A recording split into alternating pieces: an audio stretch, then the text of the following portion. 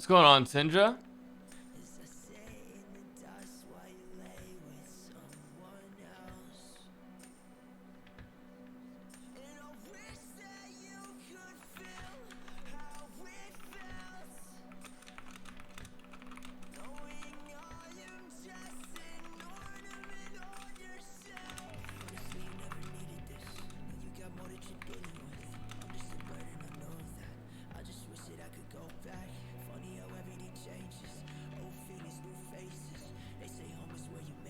What's good, everybody? Sorry, I'm just I gotta figure out how I'm supposed to.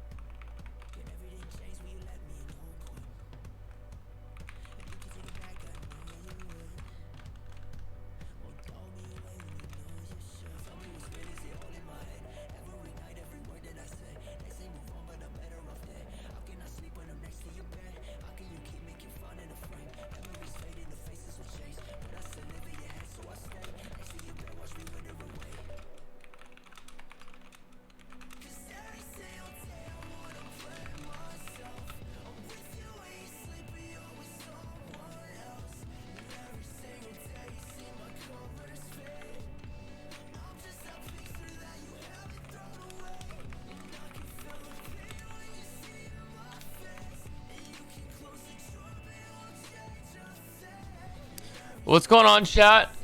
Good vibes, guys. Good vibes. Sorry, we're just I'm a little stupid right now.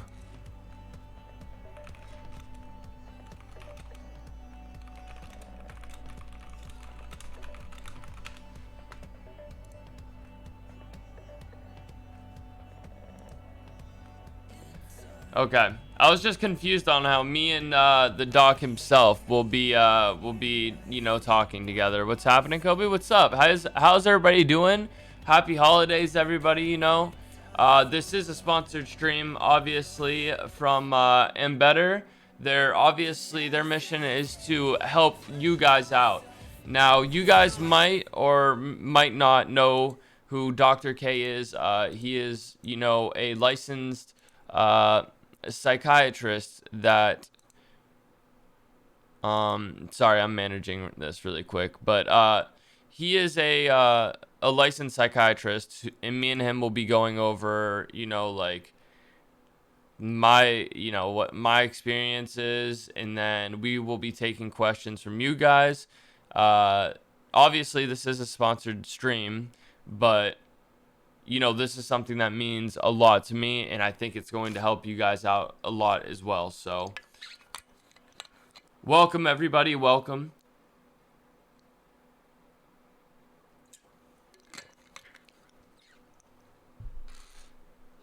This is probably the most important stream that I have ever done in my life.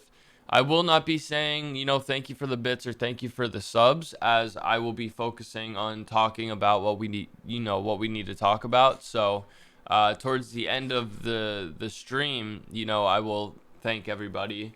Hoodie check. It's just a, you know, love yourself for a hoodie. You know, thank you for the 5 months, Sindra. I appreciate that. Since I will not be you know, saying thank you for the subs and bits, I'm gonna give 10 points to everybody, and we will go from there.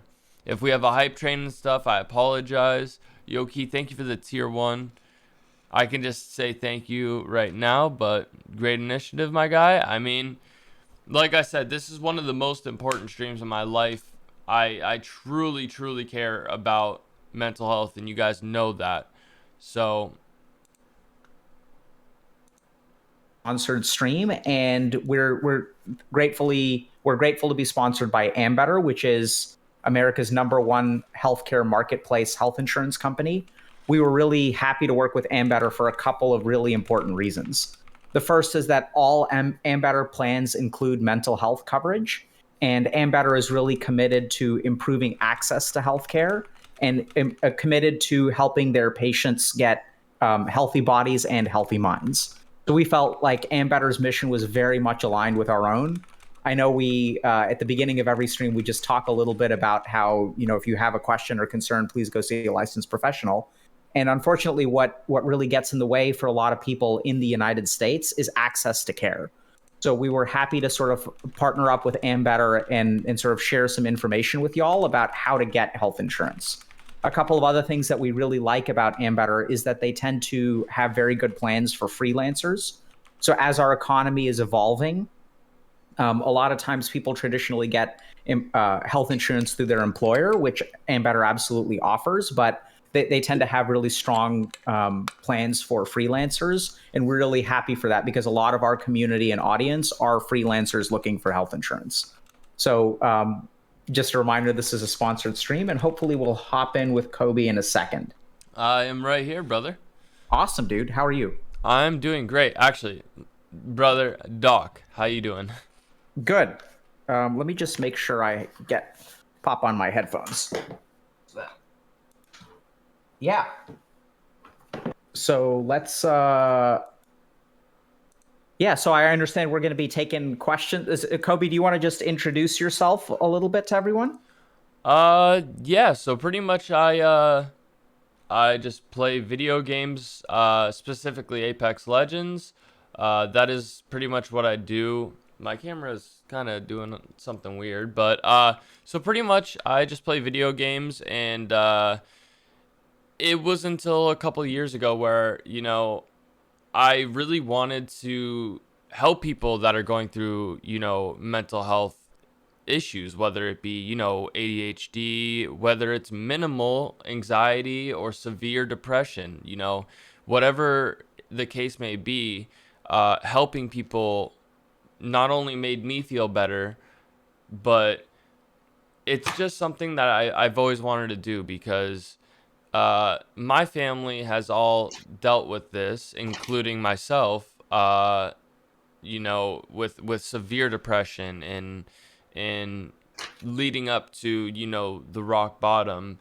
But seeing that firsthand and, it really pushed me to want to make people, happy, because people, especially men, like to think that it's not okay to have emotions.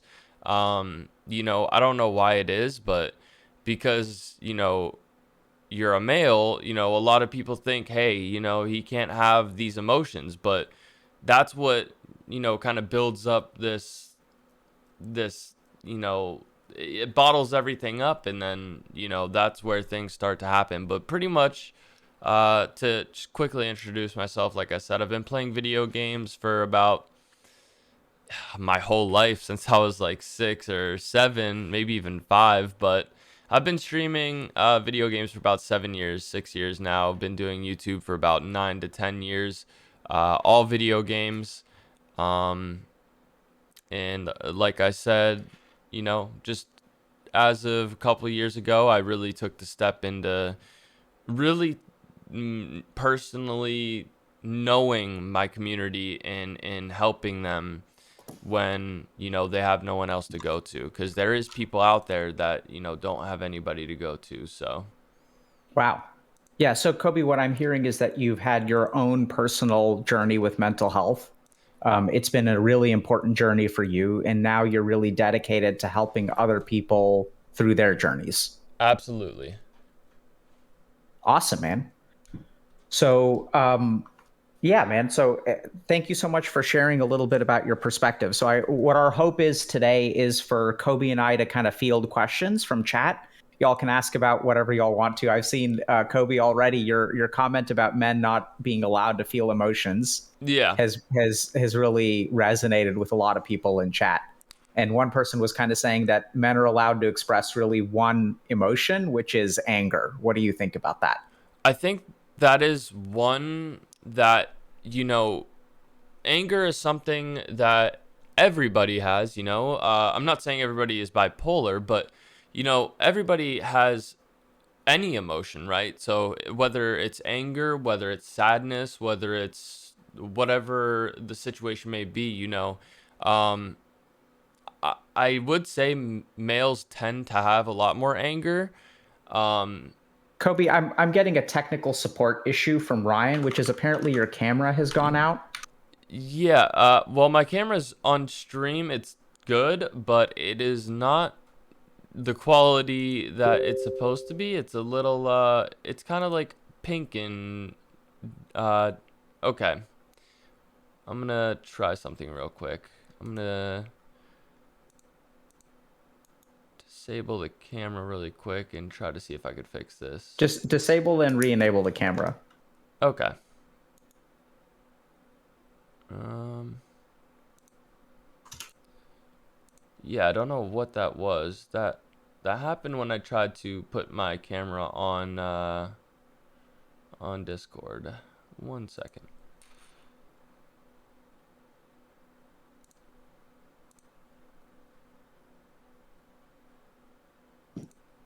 Okay. Um,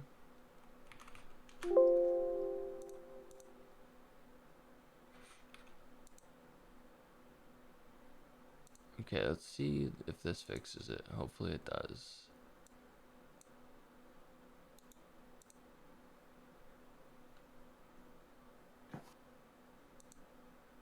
All right, so hopefully we'll get this going in a second. Yeah, I do apologize for this. This has never happened. I don't know why. Um,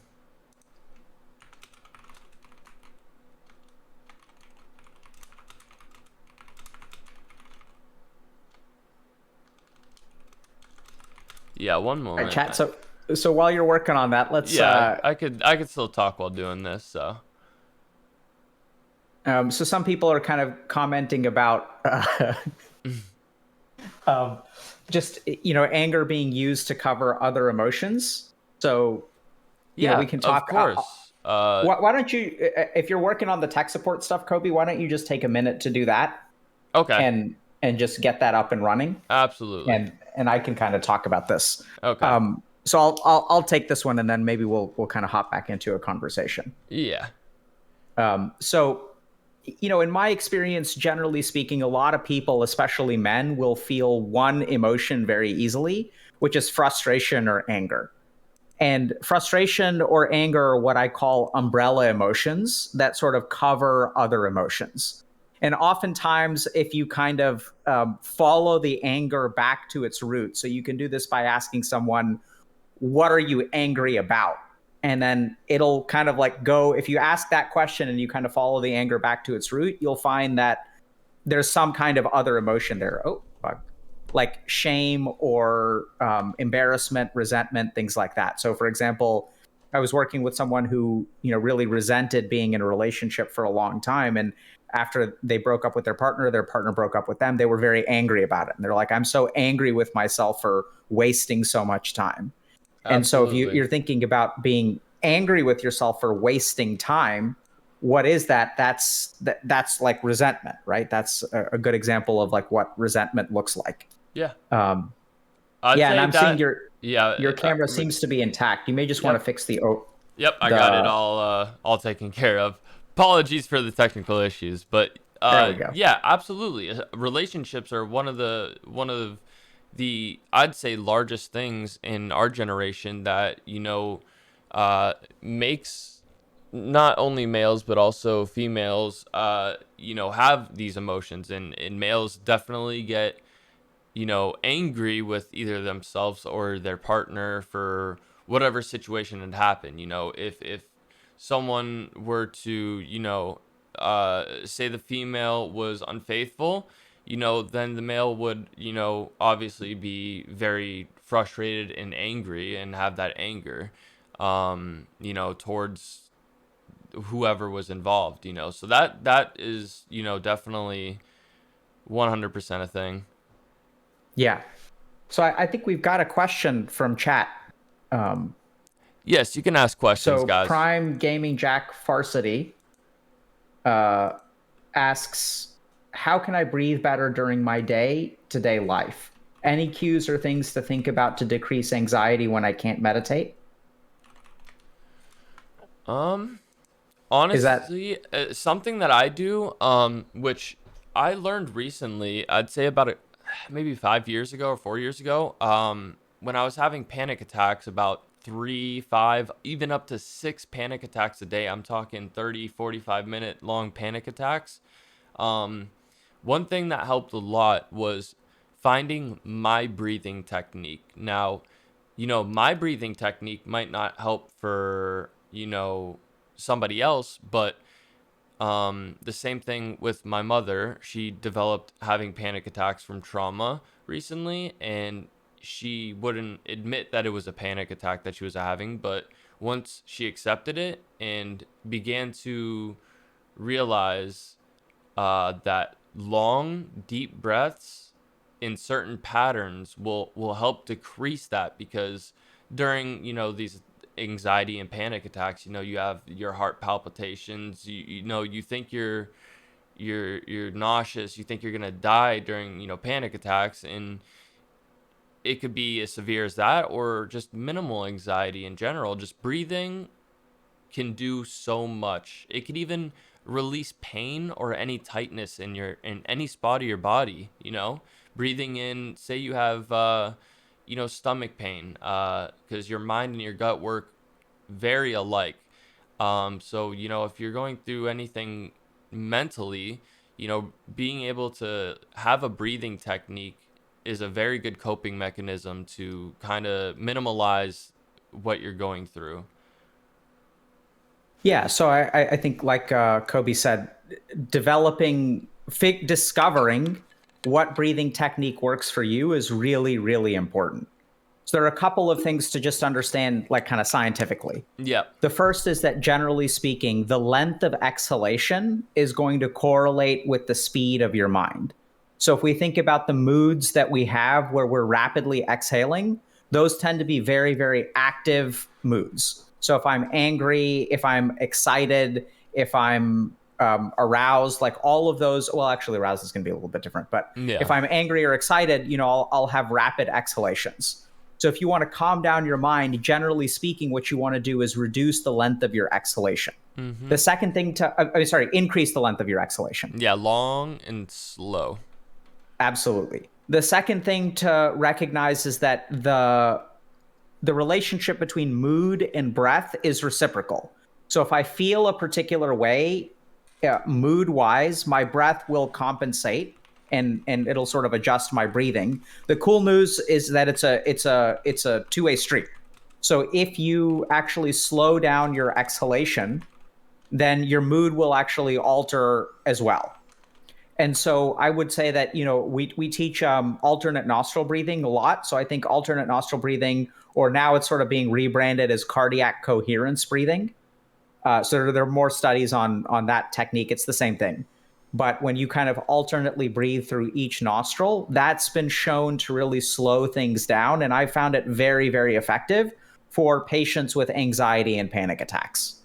Absolutely. For me personally, long, about 10 seconds, and slow through my nose, and then out through my mouth for 10 seconds. And I mean long and super slow. So, like, almost to the full capacity of your lungs, depending, on if you're a smoker or not. Obviously, if you smoke and you can't hold 10 seconds, you can start to work your way up there, or even if that's not your technique. But that's pretty much how when I'm in a situation where, my heart's racing a little bit, the adrenaline's pumping, and I need to stay calm and collect myself, then that is, what I usually tend to do is breathe in my nose for 10 seconds and then out. Or if I'm having pain in, stomach area, then again, you can actually literally feel the pain go away through your stomach if you focus on, and that's stuff that learning about meditation and breathing and how to use your brain to kind of to meditate, you can literally take the pain away in your stomach. Now, I'm not talking physical pain. I'm talking inner pain that you feel due to, mental illness. Yeah. Cool. I'd say breathing is very important. Very important. Absolutely, man. Crucial. Crucial. And if it was help, it sounds like it helped you with more than just mood stuff. It sounds like it helped you a lot with physical pain too. Absolutely, yes. I do have I'm diagnosed with a stomach disease. It's called functional abdominal pain syndrome. So, yeah. So, when that gets, a little out of hand, it also can help with physical, but it's not going to take it away, but it will help minimalize it and make it little bit more manageable for you to go on about your day and not have to worry about it. I'm glad it's been helpful for you. I think we've got more questions. You want to take the next one, Kobe, or you want to ask the next one? Yeah. So, what the duck said, how do you find motivation to do anything if your close relatives have all passed away and you're rock bottom and you're screwed with only terrible jobs available? And Oh my then goodness. he said Sag, that is pretty Sag. I have had relatives that have passed away. I'm gonna be honest, my family only is about 6 people.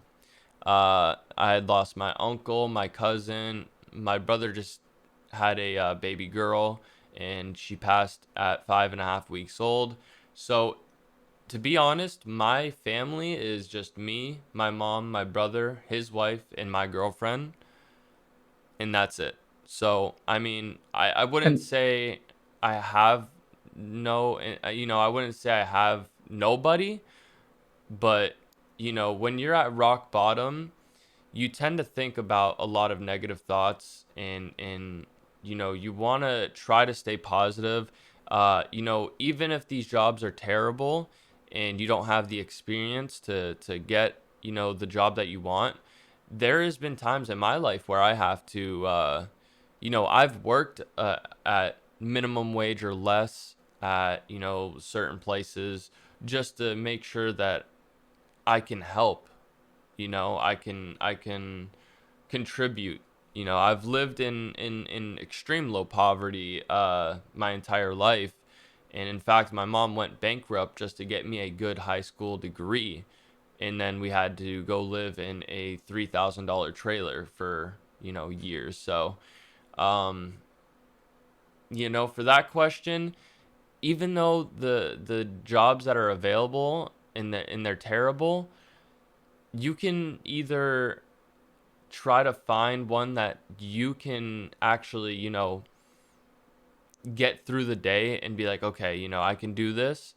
Or there's also a lot of ways to um, make money by yourself. Now, with COVID, it's kind of a little rough, but there was a time where I would go on, Marketplace, all these places where people sell stuff or trade stuff.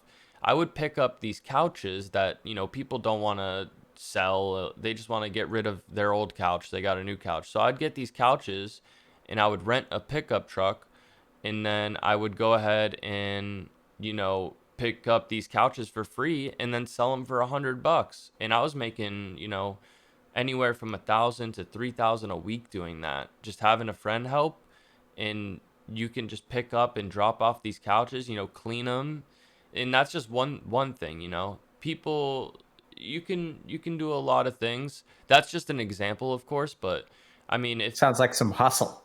yeah, I was always a hustler, and I always said I would never, work I would never, have a boss, and that's why I pushed so hard for this. Like I said, I've been doing this for 6 years, almost 7 for streaming and YouTube. I've been doing it for 10, so over 1,000 uploads. So I have put my all into this, and So, Kobe, what advice would you have for someone who you mentioned that sometimes things get like, you have negative thoughts in your head, and this person has lost their close relatives and kind of feel like they're at rock bottom? What advice would you have for them? When you're having these negative thoughts in your head, now I watched a video and this might be, it might sound stupid, but this helped me a lot to kind of understand. So when you're having these negative thoughts in your head, um, what the video said was, imagine you're sitting on a very busy road, um, and the cars going to the right are your positive thoughts, and the cars going to the left are your negative thoughts.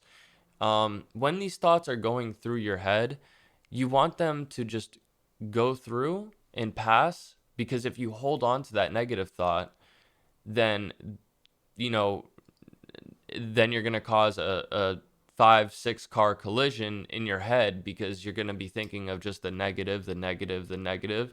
And you really want to try to find a positive, and get away from the negative, because the more negative thoughts that you have, the harder it's going to be to pull yourself out of the rock bottom, because you are the only person that can, you know, get yourself out of that situation. Even if you have family, or if you don't, or if you have loved ones, if you don't, no matter what, even if you have a good support system, you are still the person that has to make that decision, that you want to, you know, not grasp on these negative thoughts, and you want to let them just flow through your head. I know it's hard to, but once you can adapt and learn to just let it go through your head in a way, because that's how our brains work. We have thoughts constantly, and they just go through and then leave, and go through and leave. But those negative ones, you think of it and it stays, but you want to let your brain do what it does, and just kind of let it go through your brain, and recycle to the next thought. So here's what I'd say. If you're struggling to find motivation, and if all of your close relatives have passed away, you're at rock bottom, and you feel like you've only got dead end jobs. The first thing to do is I know it's kind of interesting, but the first thing to do is actually like forgive yourself for not having motivation, right? So if you really think about it, judging yourself in that moment for not being motivated is actually you just beating yourself up. Yep. So the first thing to understand is, like, if your life is genuinely a very, very difficult position, why would you expect yourself to have a ton of motivation, right? If you've just like literally lost all of your family members, you're kind of at rock bottom mentally, like all of the grief and losing family members is going to have profound physiologic effects on your body. So there have even been studies that show that in the time after which you lose a family member, your immune system starts to dysfunction, and you're more susceptible to illness. Even the body's response to vaccination gets very, very dulled after you've lost a close family member. So something is going on in your body where you're going to not just be functioning at 100%. I know it's kind of weird, but the first thing to actually do is forgive yourself for that, right? It's okay to not be motivated when your life is genuinely very difficult. And that may sound kind of interesting, because for a lot of people, they'll push back against that thought, and they'll say, well, if I'm okay with it, or I forgive myself for it, how is it ever going to change? Right? That's like the immediate response that people will have.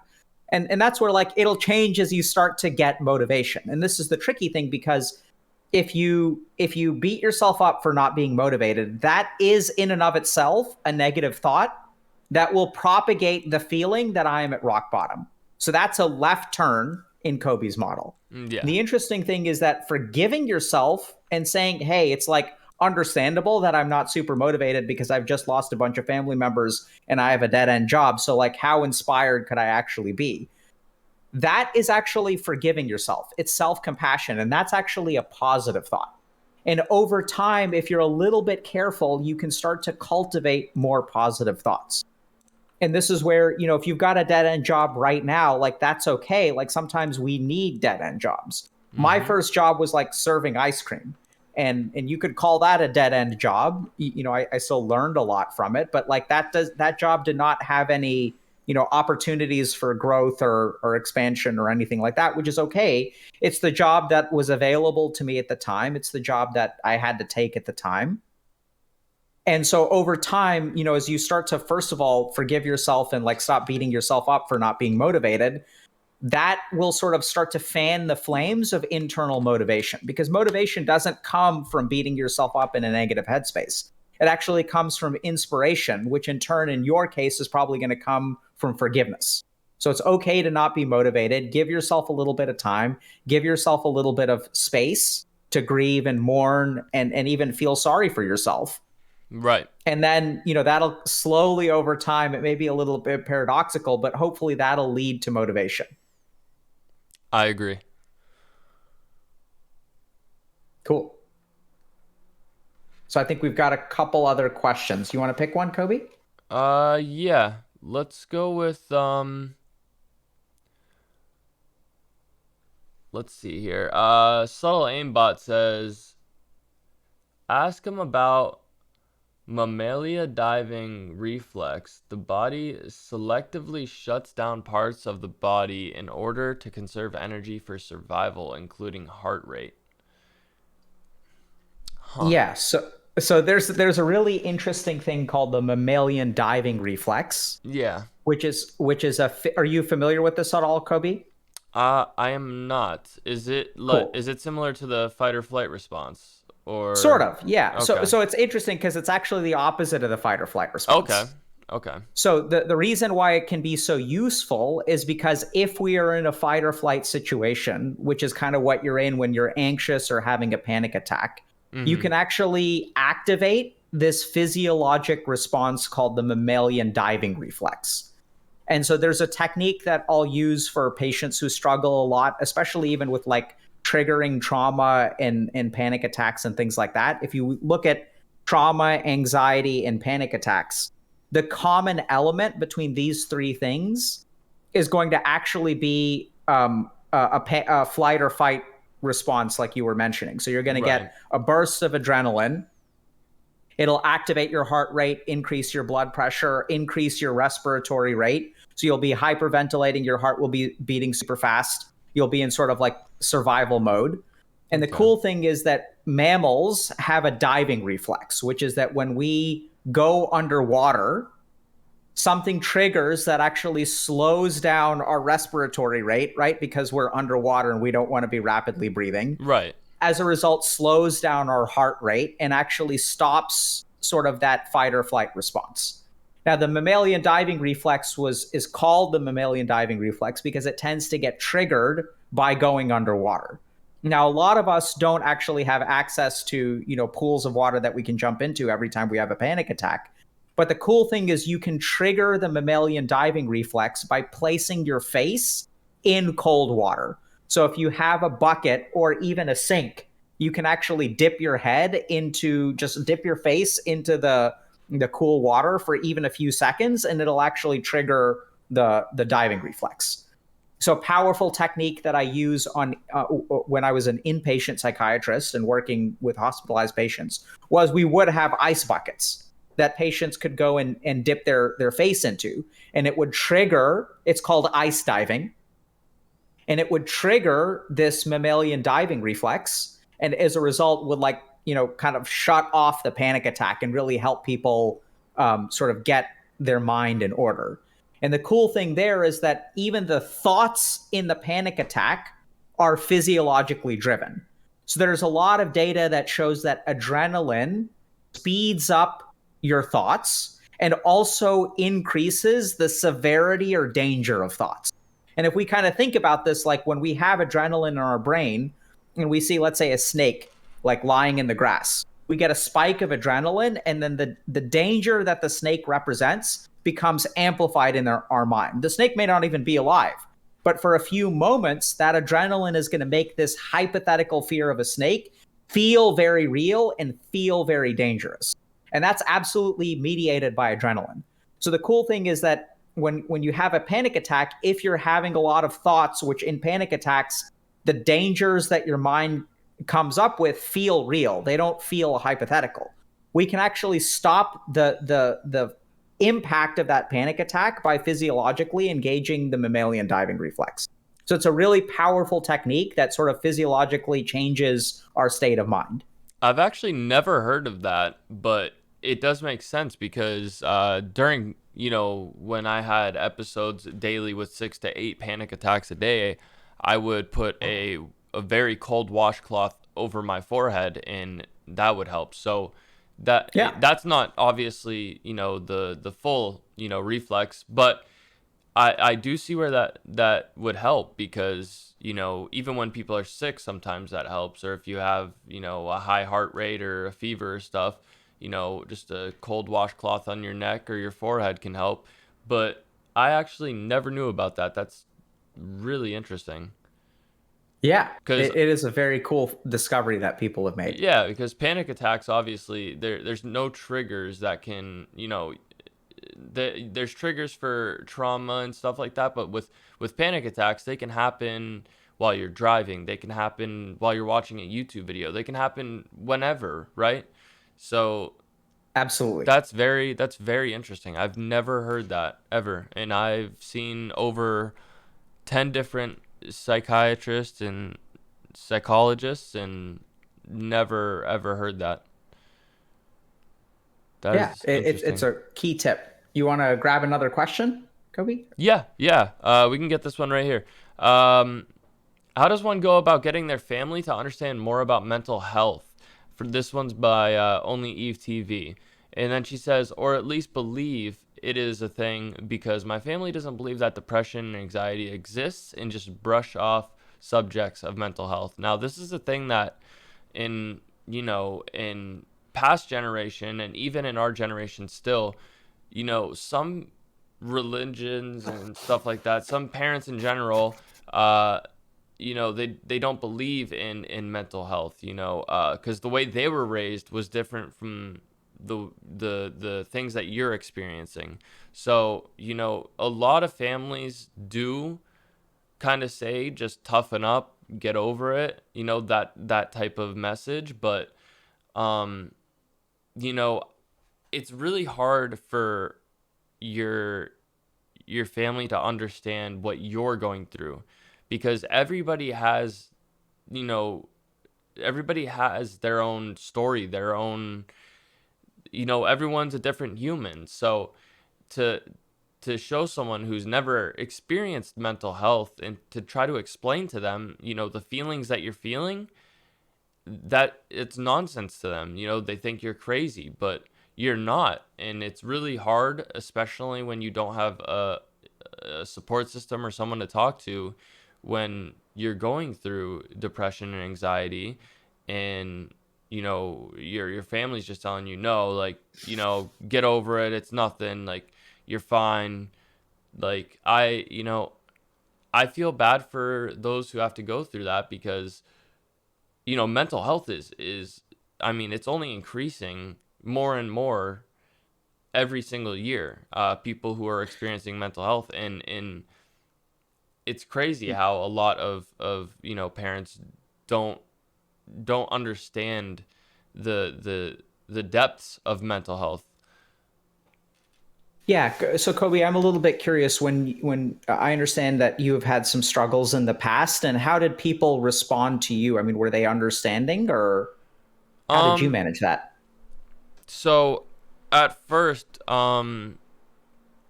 so I had to figure it out myself. My first experience was I had depersonalization derealization, or DPDR. Um, I experienced that, and that is something, like we mentioned, it puts you in a fight or flight response. It's like you are not real. Some people would say it's like you're watching your own body, like you're detached from your body. Um, and when I experienced that at 13 years old, it put me into a panic attack, and I didn't understand what was happening. You think you're dying. A lot of people think you're dying, and it puts you in that fight or flight response mode. And that's what first happened to then bring into the anxiety and start to build up And what had Kobe, happened. how did people treat you? Did people seem to understand what was going on, or did they sort of? They just thought that I was, just tired. They thought I was just tired because what I do, and I think a decent amount of people do the same. When I'm having a panic attack or a DPDR episode, I would force myself to sleep. Right? I would lay down, close my eyes, and just hope it goes away. Hmm. So that's what I did. And when I didn't explain it to anyone until I actually learned what it was called. So, with Googling the symptoms for years, I had no clue what it was. And it took me until I was 17 to understand that it was depersonalization. And I wasn't the only one that has, had that happen to me. And it's a very scary feeling to go through.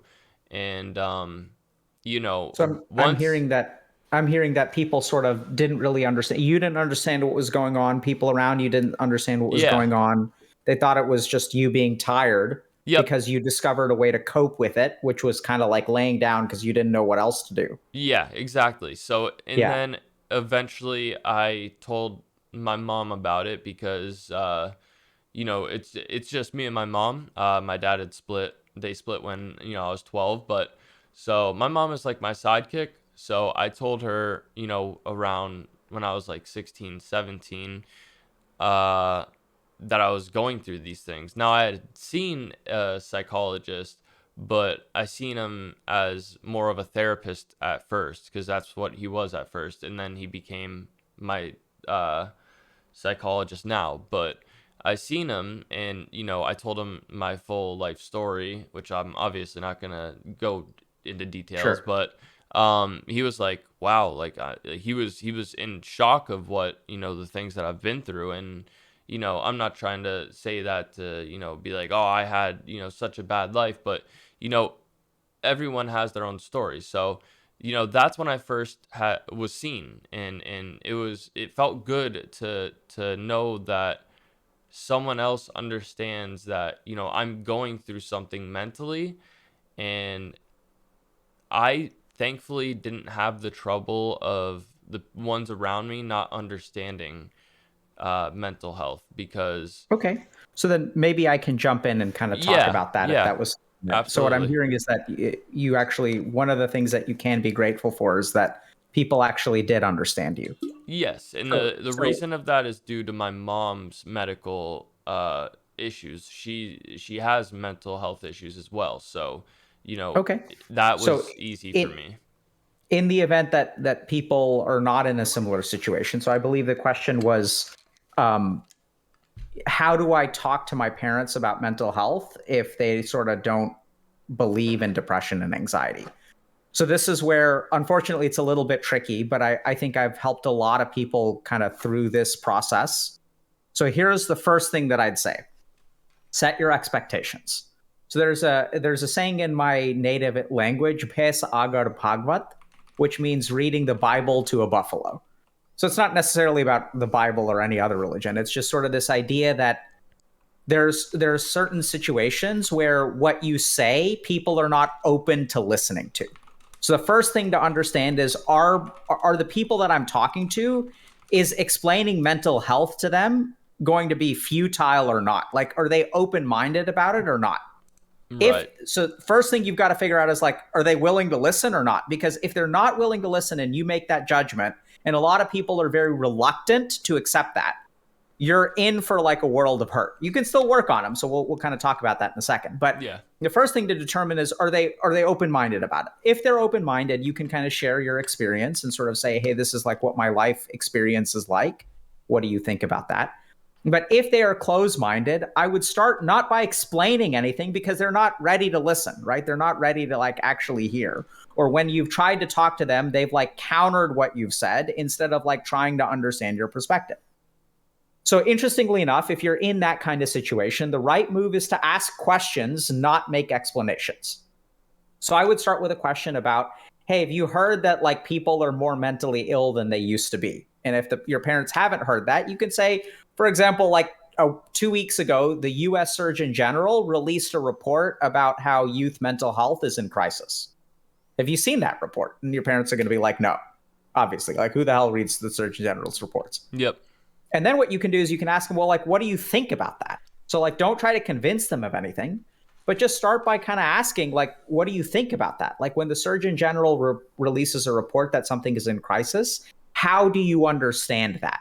How do you understand mental health? And so this is where they're going to say, oh, it's all in people's heads and things like that. And so then you can kind of ask some questions. So like, what do you think is like different?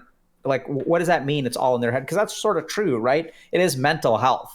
But when you say something is all in their head, like, what does that mean? Does that mean that it's like controllable? Like, does that mean that they can make it go away? Like, help me understand what you think that means. And then as you start to ask more questions, you can sort of like, you start to see, like, you can also ask a question, how much have you like looked into this? So it seems like you think it's very easily fixable. So I'm sort of getting the sense that you haven't read much about it. You haven't really talked to people about it. You haven't really like tried, you haven't really like understood people's experiences. Is that fair to say? You haven't really discussed it with doctors. And if they sort of like say like, if they've done a thorough investigation and you can kind of listen to what they say, right? And they'll say, oh no, like I talk to people, I have a Facebook group that talks about it all the time. And we all agree that it's all BS. Oh, I see. So it sounds like you're talking to other people who sort of share your viewpoint as opposed to people who are like experiencing mental illness. And you don't want to like drive in the point too hard, but you can just ask them like what they've done to learn about it. And then you can kind of reflect back, right? And then you don't need to say anything else. So you can just sort of say, what I'm hearing is that you think that mental illness is sort of like a weakness. I'm hearing that when medical doctors and researchers sort of study something and come up with a conclusion, you don't really place much emphasis in their professional training or credibility. And I'm hearing that you really haven't educated yourself about it, that basically you'll talk to people who share your view, but I'm not really hearing that you've really tried to understand or read about or really like grasp other people's experiences. Is that fair to say? And then if they say yes to that, or they counter that in some way, you can say, okay, like they can counter it however they want to.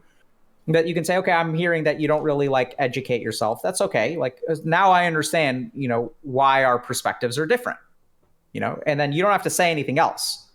And then I would just walk away from the conversation at that point. And like, this is where like, if you want to help someone understand something, it has to start with them being open-minded. And how do you make them open-minded? You like sort of share with them like your understanding of their ignorance.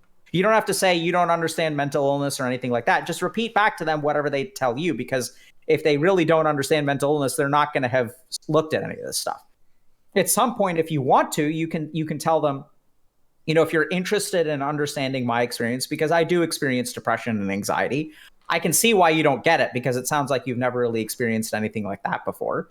So if you're interested, you can always ask me questions about it.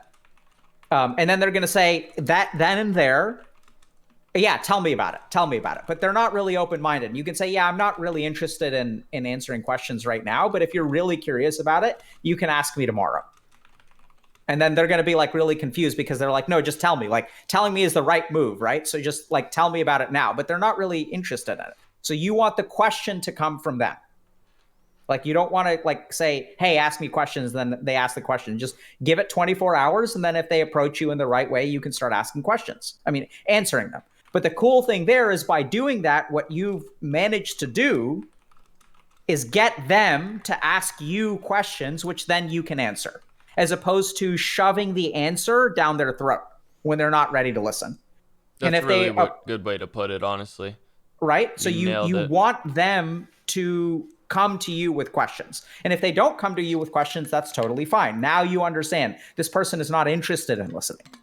Now, there is an important part of this that's like really key, is that if your parents don't believe in this stuff and you need treatment, a lot of people assume that your parents need to understand mental health in order for them to allow you to get treatment. The cool thing here is this is where you can set, hopefully, a boundary that's pretty clear without explanation or without understanding. So we can do behaviors without necessarily understanding. And it's tough, but it sort of depends on the power dynamics and things like that. But you can go to your parents and you can say, hey, I'm going to go see a therapist, or I'd like to see a therapist. I understand that you guys don't see the value in it, but I am telling you I need this. Are you willing to help me get treatment? Yes or no? And this is where you don't like, they can say like, I don't understand why you need it. And you can say, I know it's clear to me that you do not understand why I need it. That's very clear to me. Right. Are you willing to help me do this? Yes or no? I don't need your understanding right now. What I need is your help. Are you willing to help? And if your parents say no, then you're kind of SOL. I genuinely sympathize with you. This is where I'm not sure exactly what your options are, but especially if you're over 18 and you've got health insurance or you're in school or things like that, there may be school counselors and other resources available to you. But this is where you can set a very firm boundary and sort of like, if they ask you, hey, what do you want for Christmas? I want money for therapy. This is what I want for Christmas. I think honestly, to jump in really quick, if you absolutely cannot get to see a therapist or anyone, I think even just, there's a lot of like things out there, apps and stuff that can provide almost the full therapist experience, and even YouTube videos can help with that as well. I've watched a lot of videos that have helped me meditate in the beginning, and there's a lot of stuff out there that you can ask them for money to save up for something to an app or something that can provide these things that could help anxiety, depression, stress, relationship, loneliness, forgiveness, stuff like that. I mean, that would be like the last thing, but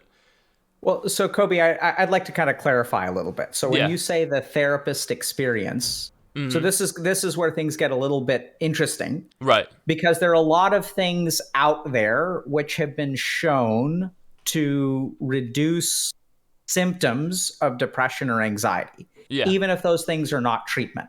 So one thing that I want to super clarify is that, getting the therapist experience is, in my opinion, sort of binary, where either Okay. you're seeing a trained mental health professional Hmm. who can talk to you, understand you, diagnose you, give you individualized treatment, or you're not. Like that sort of training and licensure is sort of binary in my mind. Now, I Right. think what I'm hearing you refer to is that this is what's kind of interesting, which we've sort of like lost in our society, is that much like a physical illness, there are a lot of things that you can do that are medical, which work. So like, let's say I have, diabetes. So if I have been diagnosed with diabetes, I can go to a medical professional, engage in medical treatments that will help my diabetes. Or there are all kinds of things out there that can help me with my diabetes that are not medical in nature. So I can start exercising. I can watch nutrition videos. I can watch fitness videos, maybe Hmm. watch yoga videos or things like that. So there are bunches of resources and apps out there that may provide you with different kinds of information or resources that may positively affect your mental health. But Right. I would kind of be a little bit careful about saying almost provide the full therapy experience, because in my experience, that therapy experience is personalized by nature, right? Like it's Yeah. a human being talking to you that's trained with a certain level of stuff. I think And I think the this is, I'm sorry to yeah, go cut you ahead. off, but I think the reason I kind of said that is because the 8 therapists that I've seen haven't helped in the slightest. In fact, the last time I saw a therapist, and that was the last time for good, I had seen 8 different therapists, and the last one I seen for about a half a year. When I would walk in, she would just put on an audio tape and then charge me money, obviously, and then I'd leave, and that's it. We wouldn't physically talk, and I think that's because all the therapists that I've had have not done the things that you just stated. So I think that's my personal experience that messed that statement up. Um, so like Wow. yeah, Dude, I've that's I not, even I mean, told I told my therapist that I was having extreme bro, suicidal thoughts before my last session, and she well, said we will talk about this next week, and then so, took so my card and then charged me. that's insane, man. So like Yeah. this makes sense to me why you call YouTube almost close to the full therapist Yeah, experience, I because I know. apparently your therapist experience is someone putting on a tape. Yeah, I do apologize for that Like, because some what? people might think that that was a weird statement, but I promise you, all the therapists that I've seen, and I'm talking $80 for 60 minutes, $100 for 60 minutes. 3 out of the 8 would put on an audio tape, and then They would put on an audio tape of what? What's the audio? it would literally be anything you can find on YouTube, like okay, you sit down and you breathe, and focus your breathing on your shoulders. Now focus See, it so on they your put on neck. like a guided meditation. Yeah, that's what they would do for months, and that's it. They wouldn't say a word. They would be on their phone, write stuff on the notepad, and then once the audio tape was done, that's when the session was done, and they would charge me, and that was it.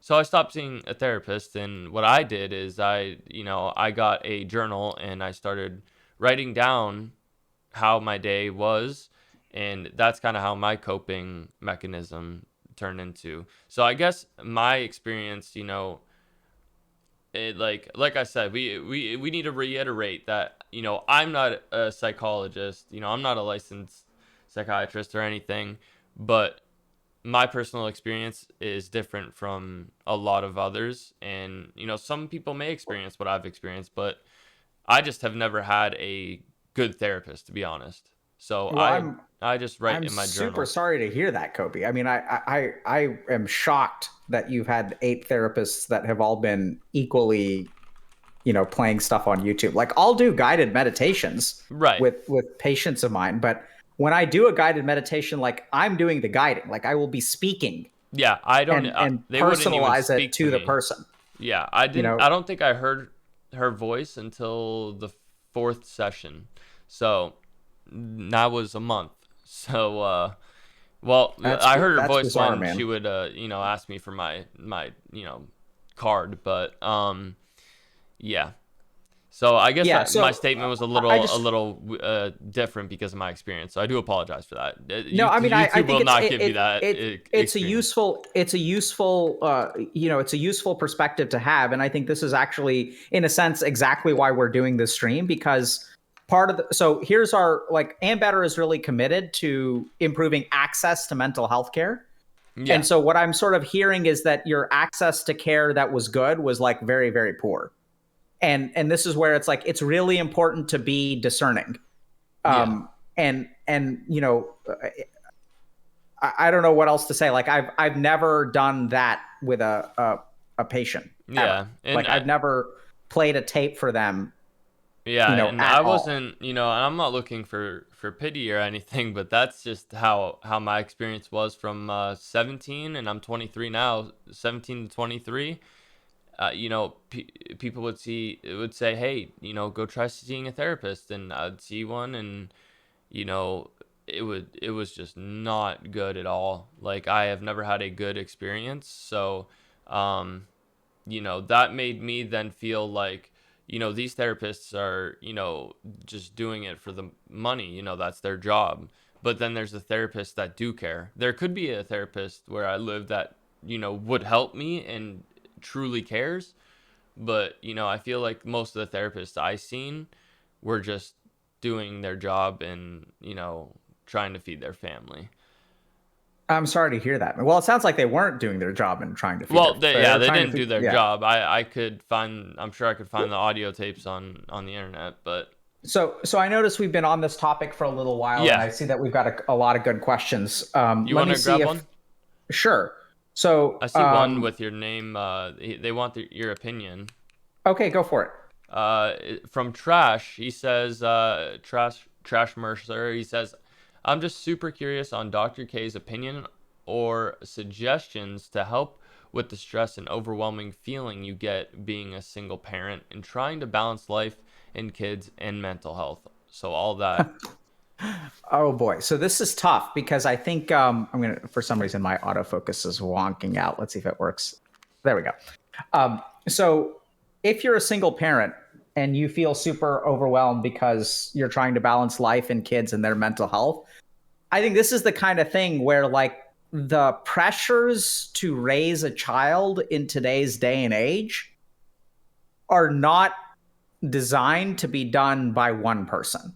And I don't even know that they're designed to be done by two people. So this isn't just about being a single parent versus an intact household. I'm not blaming you for being a single parent, but like this is the kind of thing where kids just need a lot of a lot of attention. And there's a saying that it takes a village to raise a kid. And if we look at how human beings have evolved, it really has been in a very community-centered environment where there's like a lot of interaction.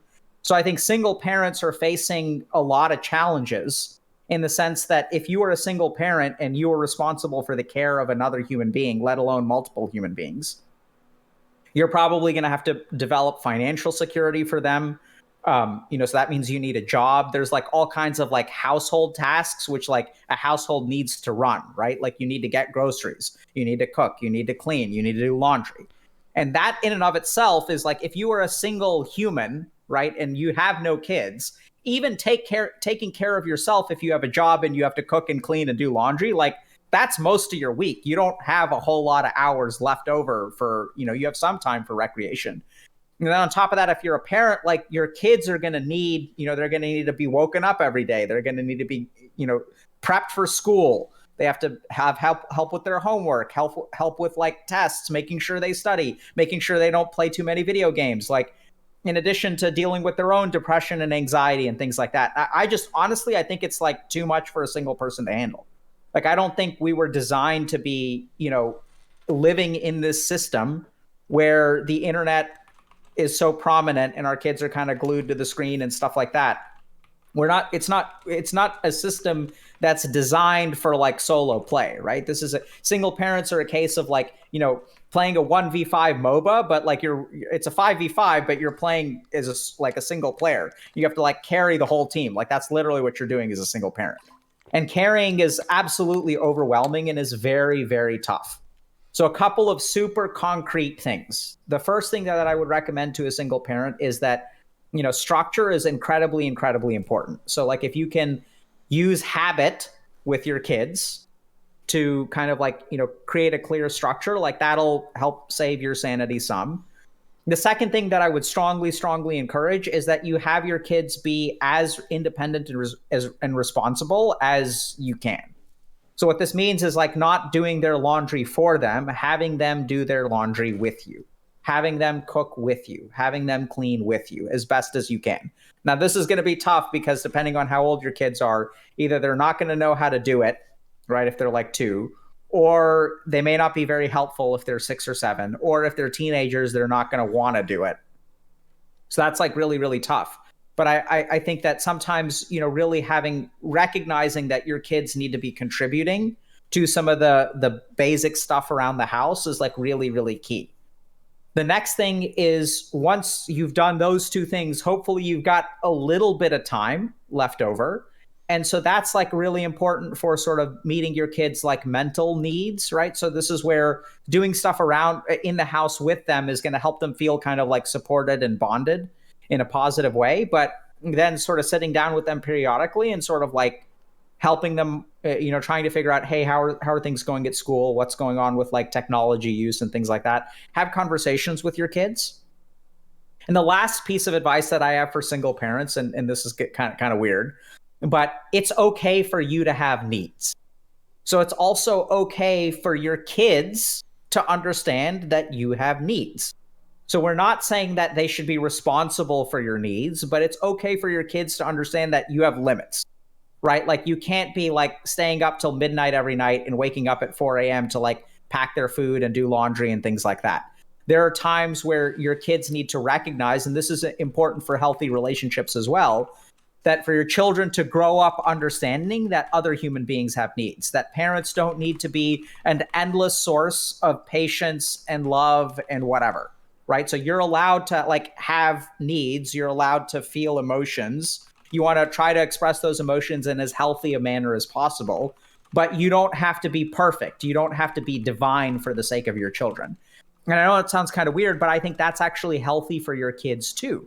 Because if they grow up with a parental figure who is unconditionally available, unconditionally patient, is divine in nature, one of 2 things is going to happen, both of which will screw your kid. One is they're going to look for that in a partner, right? So when they like start dating, they're going to look for a partner to have no needs whatsoever and sacrifice all of their needs for the sake of your kid, because that's what your kid grew up with. The second thing is they will become that for someone else.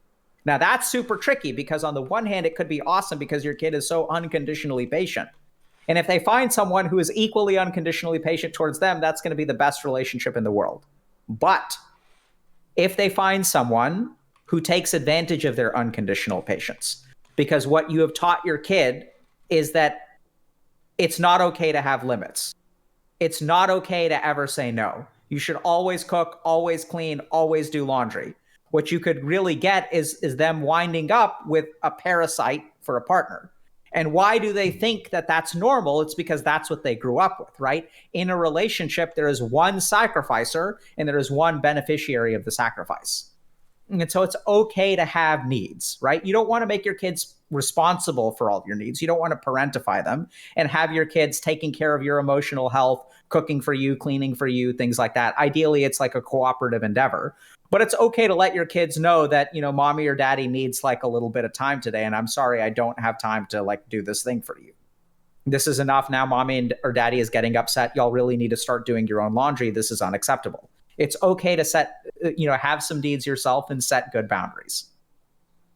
Yeah. Not sure if you have anything to add, Kobi. I mean, my mom raised me and my brother as a single mother, and I think the upbringing of your parents could also revolve around how you raise your child. Now, I don't have any children, but my mom worked 3 jobs just to make sure that she had money for us to live in the house that we lived in and at least had something to eat, even if it was, ramen for a year.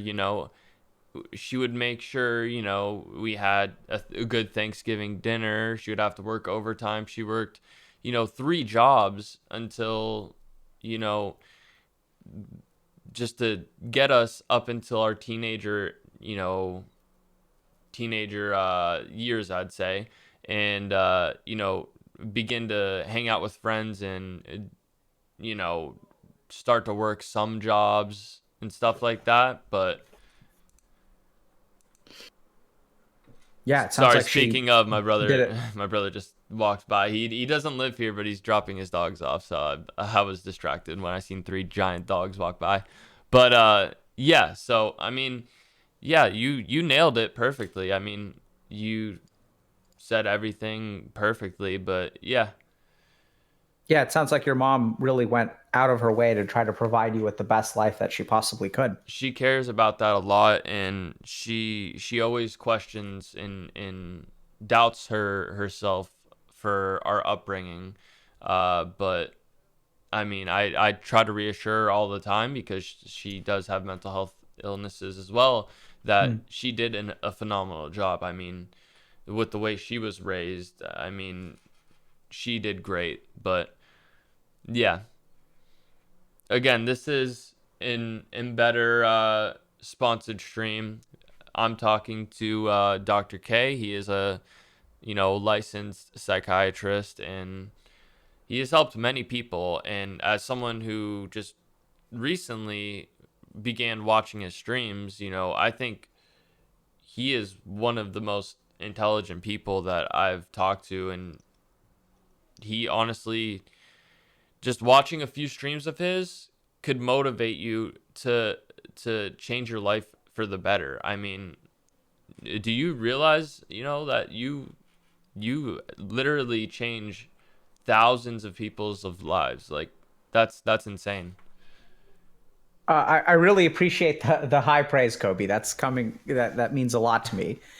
And at the same time, I'm not entirely sure what we do, but it seems to be helping people, so we're gonna be doing it. Yeah, well, you And give great advice, and the advice that you give motivates that person to go out there and do what is being said, and once they accomplish that, then they can move on to the next chapter of their life. I mean, yeah, I so think what Kobi, you do is phenomenal. But I really do appreciate it, but let's tunnel down into that for a second. So who's okay. going out and doing the doing? uh Whichever, it's usually the silent people that are watching the streams, the ones that lurk, that don't really talk.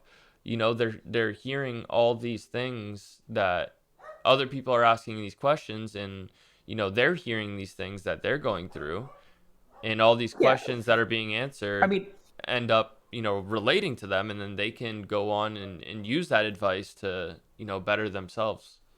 so that's kind of the point that I was sort of making, which is that I understand that the work that we do here is very important, and Hmm. I'm grateful for the opportunity to do this kind of work, right? It's lucky for this to be my job. Yeah. Whereas I think a lot of people really struggle because their job doesn't feel like it has a whole lot of meaning to them. And at the same time, I think it's important to remember that you can watch this stream, but ultimately the success or the change is done by the viewer, right? Right. As you put it, the silent people. Yeah, So it's one thing to you get have to make the motivation. change. Yeah. Yeah, right. So we may have equipped someone today with the mammalian diving reflex, Hmm. but there's a huge difference between people who go and get a bucket of ice water prepped and actually stick their face in it and people who don't. And I think that really, like, if you want to see change in your life, like, I'm happy to take as much credit as you want to send my way. I'm Yeah. happy to take it.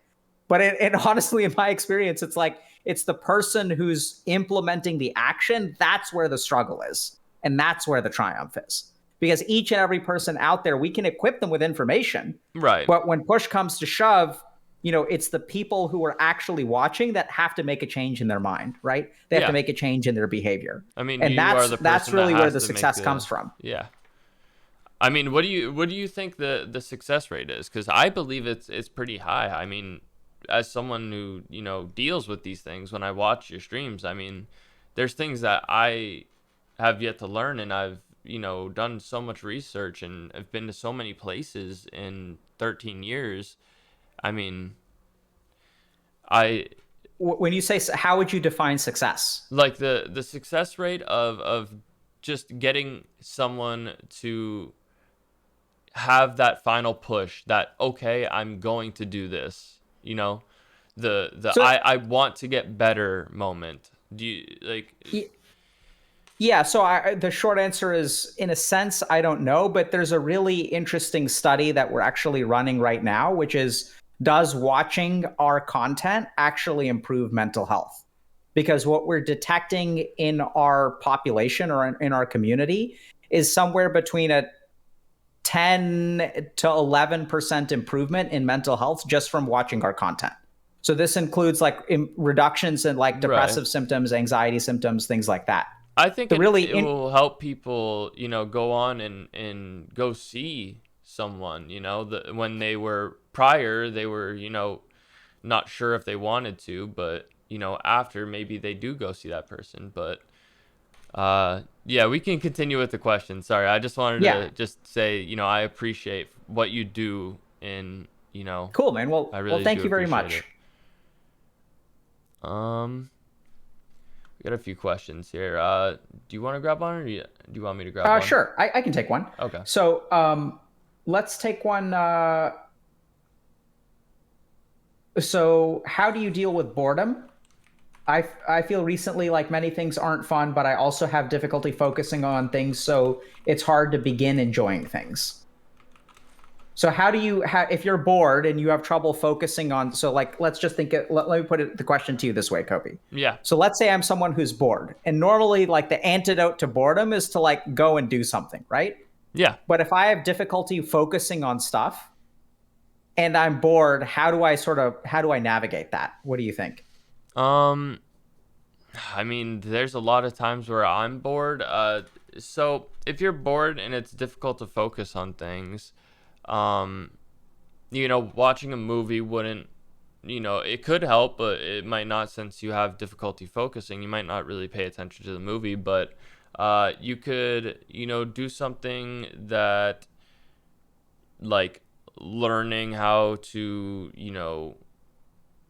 ride a skateboard or something, for instance, like something that could help you physically, like maybe going to the gym, go for a run, something to help improve your body physically, or your mental, anything like that. But it doesn't have to be stuff like that either. It could be honestly anything.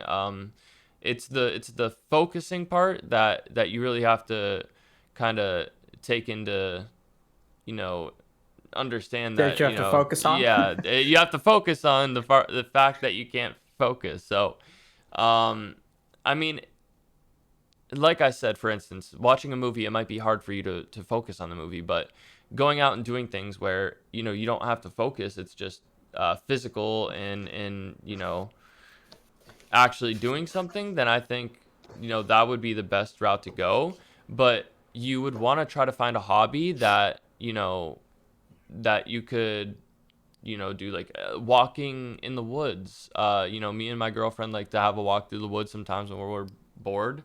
You know, if you have pets, you can walk your dog.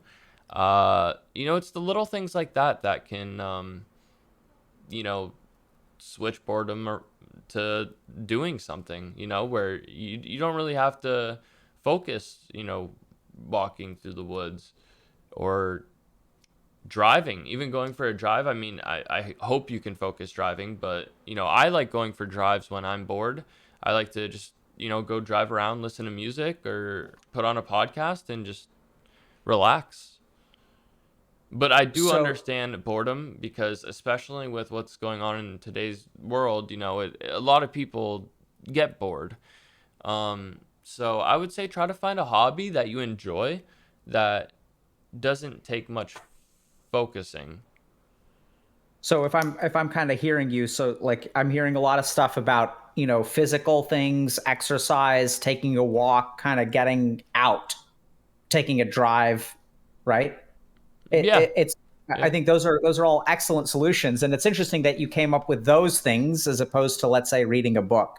And I think there's Oh, a reading a book is interesting. awesome, but sorry to cut you off, but I also have trouble reading books because, and I always have since I was a little kid. I mean, for some reason reading, it's got to be a big font, and I have good eyesight. It's just all the words that are such small font put together is really hard for me to follow uh the lines, you know, on a book. It's really hard for me to read. So something like a Kindle or something like that is a way that I would read. I do read, but it's usually you know, bigger font things or just something like audio books or something.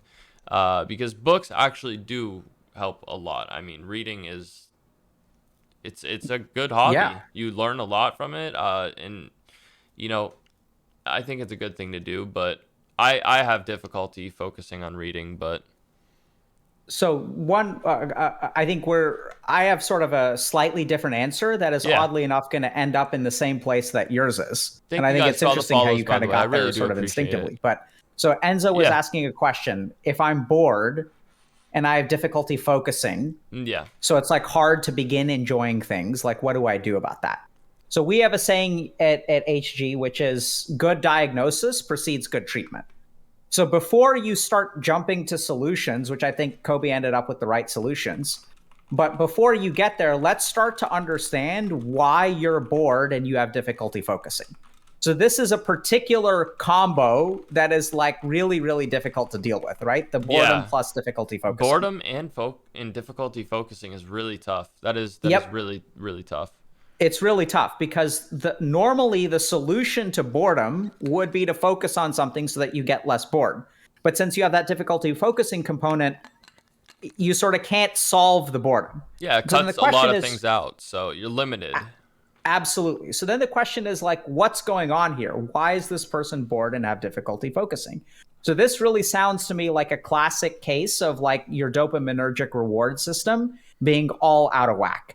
We see this a lot in people who use an excessive amount of technology or other things, including like substance use and stuff like that, where essentially once your dopamine reward circuitry is kind of messed up, what happens is activities that you would normally find pleasurable and would alleviate boredom are kind of numbed out because you have a steady stream of dopamine from like social media or video games or things like that. Yep. That's kind of tampering with your dopamine reward circuitry.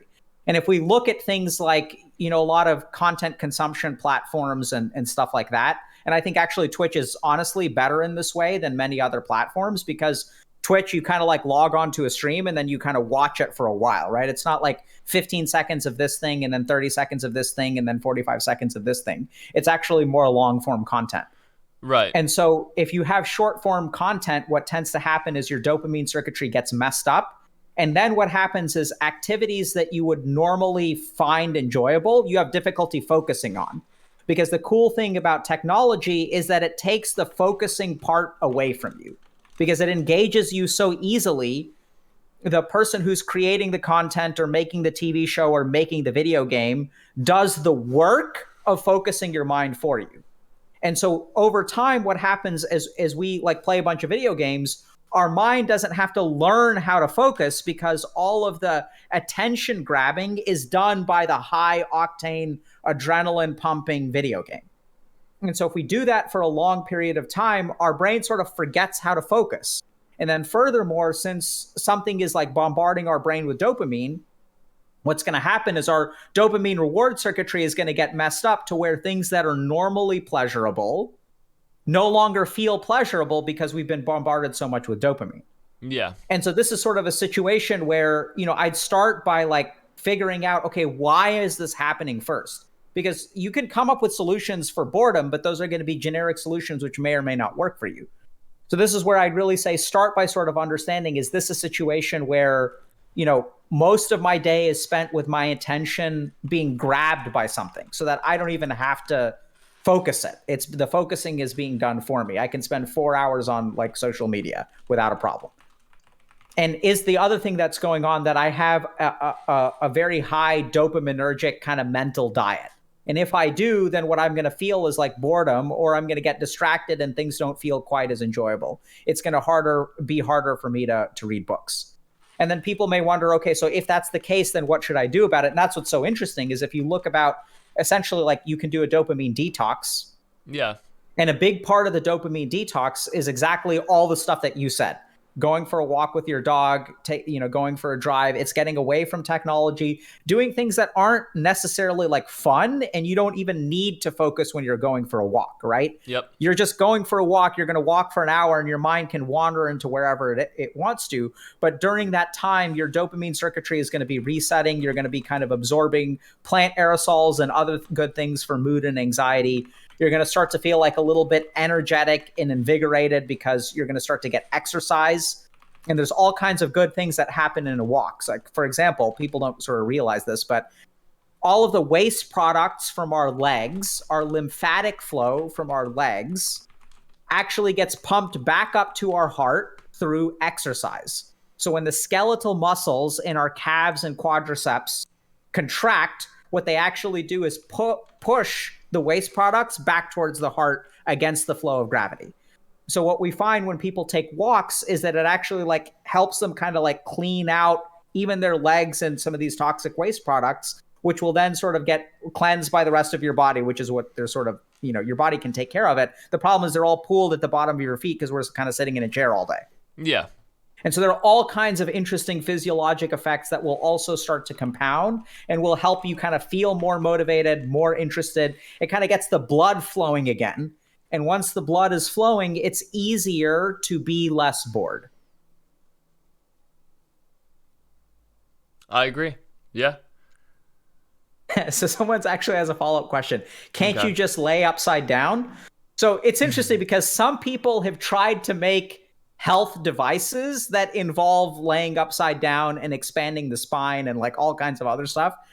There are even some yoga postures that are all about reversing the flow of lymphatics and things like that. So like the headstand yoga postures are designed to kind of do that.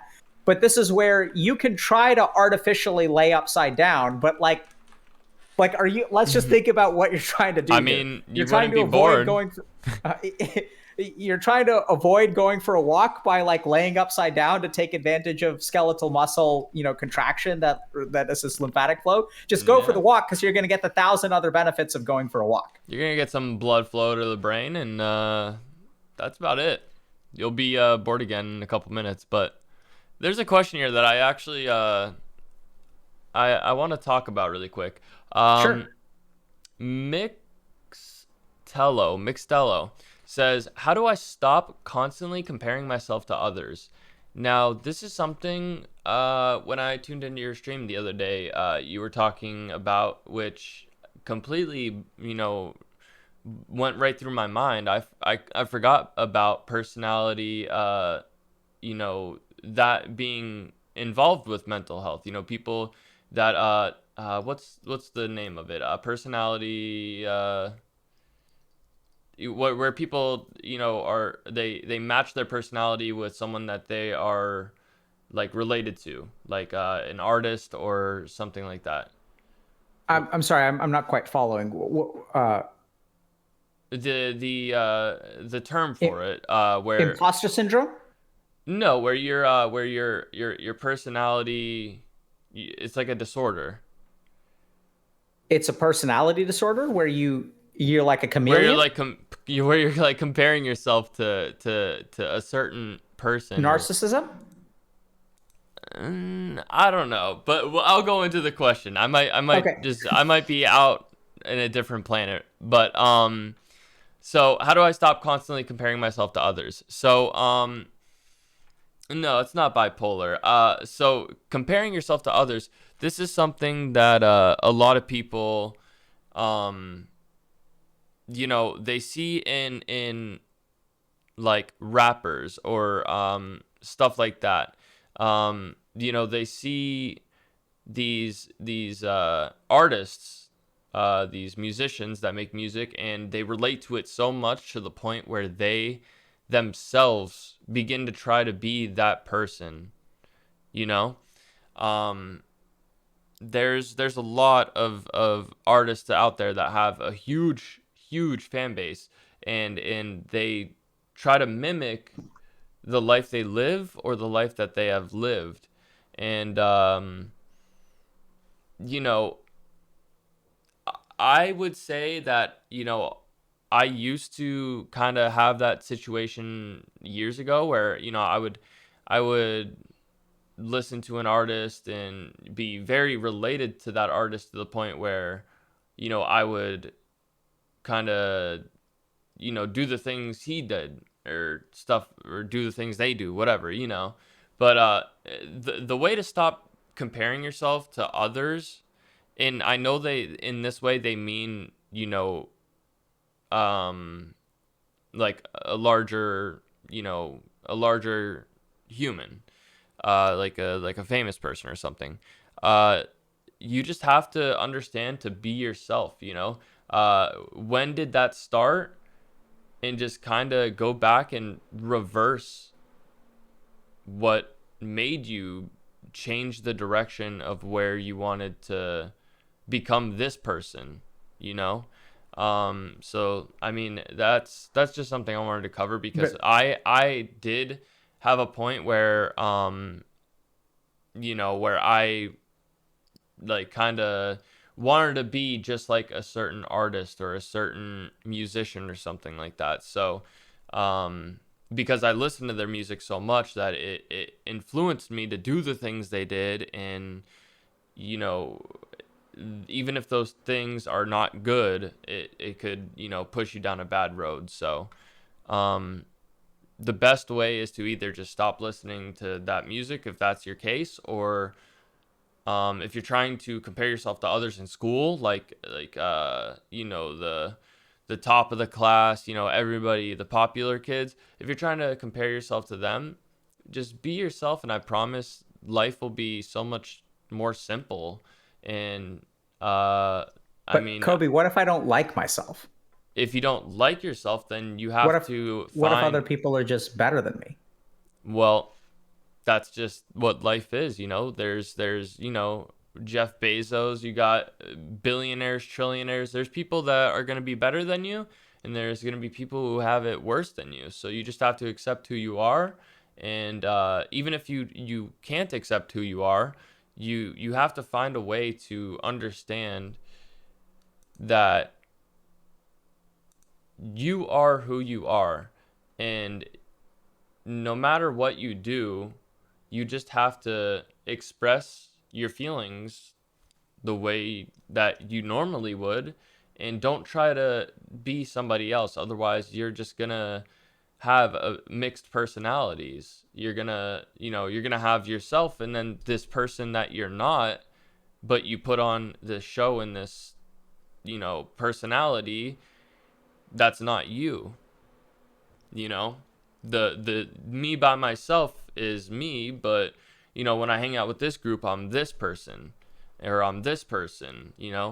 So I just wanted to touch base on that really quick because I think I'm so glad you picked that question, and I think you have a really important message, which is to be yourself. I think the challenge is that a lot of people don't, it's hard to like, understand who you are, but or even, I mean, so I think a lot of people who compare themselves to other people, that comparison requires you to have a baseline for yourself, right? yeah, Where it's like you kind of mentioned Jeff Bezos, so there's me and there's Jeff Bezos, yeah, and I don't want to be me, right? right. I mean, I don't want to be you unpopular. could be I you want could to be be Elon popular. Musk. You can, but you're yourself, and that's something that you have to accept and be thankful for each and every day that you wake up.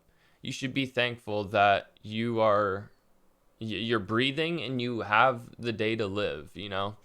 That doesn't really relate to the comparing yourself to others, but if you I mean, stop spending so I think it much does, right? time. So I Okay. think what you're kind of saying is that that's the antidote. That, or at least that sounds like the antidote to me. Yeah.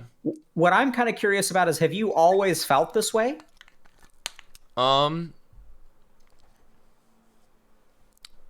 so not really. So there's a few musicians, and that's why I think this question came from someone that might have been a musician. So there's a lot of people in my community that think I mean, I did, not personality wise, but I compared myself to an artist who had passed, and but this is more of like it influenced me. So their style, their fashion, I guess you could say, their the way they dress influenced me. Hmm. But that's like minimal thing. Then it can go further and severe where you're say that artist does substances and abuses substances, then you're gonna compare yourself and go down that route. um so you if it's a musician, which I think that's what they're talking about, um just either I completely stop listening to that artist, or you know Okay. So I'm hearing that if you find yourself making unhealthy comparisons, mhm. reducing the amount of exposure to whoever you're making comparisons to is like a good step in the right direction. Is that fair to say? Yeah. And because I think Kobe, I agree with most of what you're saying. I think the challenge is that what I'm getting the sense of is that you've done a lot of like internal personal work to learn how to accept yourself Right. and how to stop comparing yourself. And I Yeah. think the challenge is that for a lot of people, like, my mind makes the comparison whether I want to or not, right? I may not, Right. like, I try to think about what I enjoy doing, which is maybe I enjoy like baking and hanging out with pets and building things in Minecraft.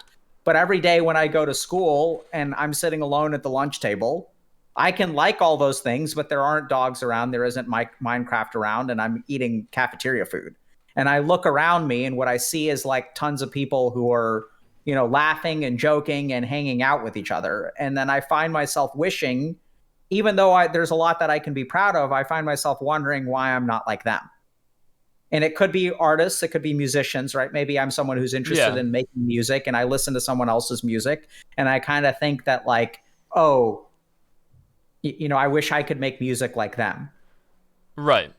So you kind of pulled the like school lunch kind of thing. School has a lot of mental illnesses for a lot of people, especially if you're new to that school and you're alone. So like you said, you know, you're at a lunch table eating lunch, and you see people jumping around having fun, you know, and you want to be that, you know. I think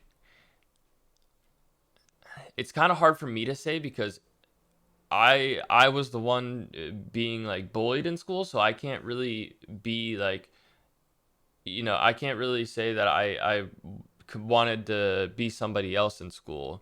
I was myself, and I always kind of just had my hoodie up and just would always like be alone. I wanted to be alone. So Hmm. in that situation, you know, I was the one that, you know, I was myself.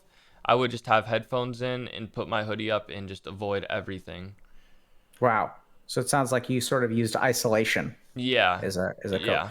And then I'd Yeah, I, play video games to escape from reality once I got home. That's pretty much what it was. so I think this is where, you know, if you find yourself comparing, let's try to understand like the nature of comparison, Okay. whether you're talking about musicians or Yeah. talking about stuff at school. So the function of our mind that compares us is essentially, according to like the system of yogic psychology, our ego. So Yeah. the ego has a couple of important functions. One is that it defines our identity.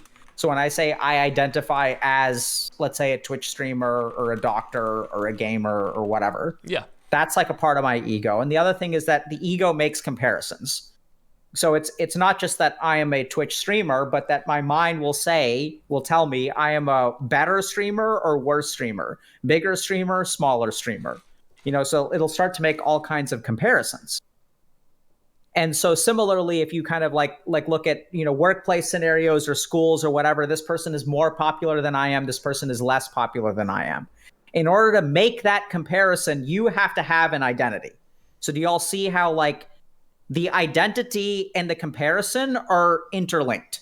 Because if I am more popular than someone, then I have to have a certain rank of popularity. So I can't make a comparison without an internal rank of some kind. And so then the next question is, okay, so like if I make tons of comparisons, like what causes the activity of the ego? Right.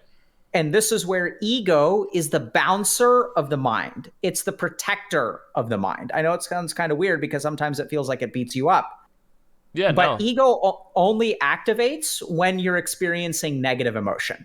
So for example, like if I go into work one day and then I get yelled at by my boss, and then I feel ashamed of myself, and then my ego comes out, and then I start becoming egotistical. Who are you to tell me that I'm doing a bad job? You show up late every day too. That's the pot calling the kettle black. You don't even work around here. You just come in here, you sit in your office, you're on your phone and your computer all day, whereas I'm going out and I'm doing work and I'm making sales and I'm doing all this stuff. So that's like the egotistical stuff comes out. But why does the egotistical stuff come out? Because there's an underlying emotion of shame that it's trying to protect me of. Because if my boss yells at me at work, like I feel bad. But the second I get mad at him, the second I start making comparisons, right? Because when I start arguing with him, I'm going to make comparisons. So you'll see this as well if you're in a romantic relationship. Right. Well, when your partner criticizes you, what's the first thing you do? Criticize them right back, right? You don't Either listen that to what or they say. defend, or try to you know, defend yourself and be like, you know. Defend, right? And when you defend, you're going to make comparisons. Like pay attention to that, right? Because if Yeah. your partner is like, "Hey, you never do the dishes," and your first response is, "Well, you never take out the trash." So you Right. make a comparison in your mind. And so why is it that we're making comparisons in all of these different scenarios? It's because there's some kind of underlying emotion. Right. So the truth of the matter, the simple like kind of like yogic psychology, scientific, by science I mean it's like kind of an if-then statement. As long Yeah. as you're experiencing negative emotion, you will make comparisons and you will be more egotistical. Anyone who has a narcissistic family member will understand this. The second they get attacked, they're going to start making comparisons. I do all this stuff for you, but you don't do anything for me, right? It's always a comparison. It happens with the ego in the narcissistic defense. So how do you stop the comparison? Kind of like if you want to be really logical about it, you have to deal with the underlying emotion. And let's kind of look at that. Like when I'm at a birthday party or I hang out with my dog, and maybe this is the reason I love dogs, is because like dogs don't make me feel any negative emotion. They make me feel positive emotion. And once I feel positive emotion, the bouncer doesn't need to protect me from anything. And so I don't need an ego. I don't need a comparison. I'm not thinking about other people's dogs or my dog or anything like that. I'm just enjoying my time with my dog. Right. So it all comes down to the underlying emotion that triggers the comparative response. See, And so as that's good yeah, go because ahead. you went way deeper than I imagined the question to even be. I mean, I just thought of it just as a simple, like, just a normal thing that, didn't involve all of this. And it's good that you're going deep into this because, see, I looked at it as just a quick, like, oh, I compare myself to this artist or this person or this person. But it's good that, we're talking about this, because then you bring up narcissism and egotistical people, and you can develop that habit. So that's Yeah. it's good that you're going. Well, I didn't realize it was that deep until said it. So that's really really good that you well, went so deep into that. Kobe, I think I'm trying to balance what you do, right? So Yeah. I think you covered a piece of it, Yep. and so I thought that actually our answers put together are really fantastic, right? Because you talked Yeah. about a lot of the experience of like wanting to dress like a particular musician or a rapper, and like wanting to be like someone, and then sort of. So I think you had kind of covered that part. So Yep. I just took over what was left. And you did the you did the scientific ness of it, and it's I think you did good there. Cool. Um, let's see here. There's a few more questions. I wanna get Let's do it. a good one. Um, You want me to pick one? yeah, yeah. Okay. Let's get a good one. It, uh, so is a relationship worth staying in if the person you're with Ooh. is emotionally unavailable, disconnected, but also refuses to go to therapy or put in effort to become emotionally in touch? Does that qualify? That question comes from Cloflow. Is that qualify as a good one for you? Are you? Absolutely. They're all good questions, but Yeah.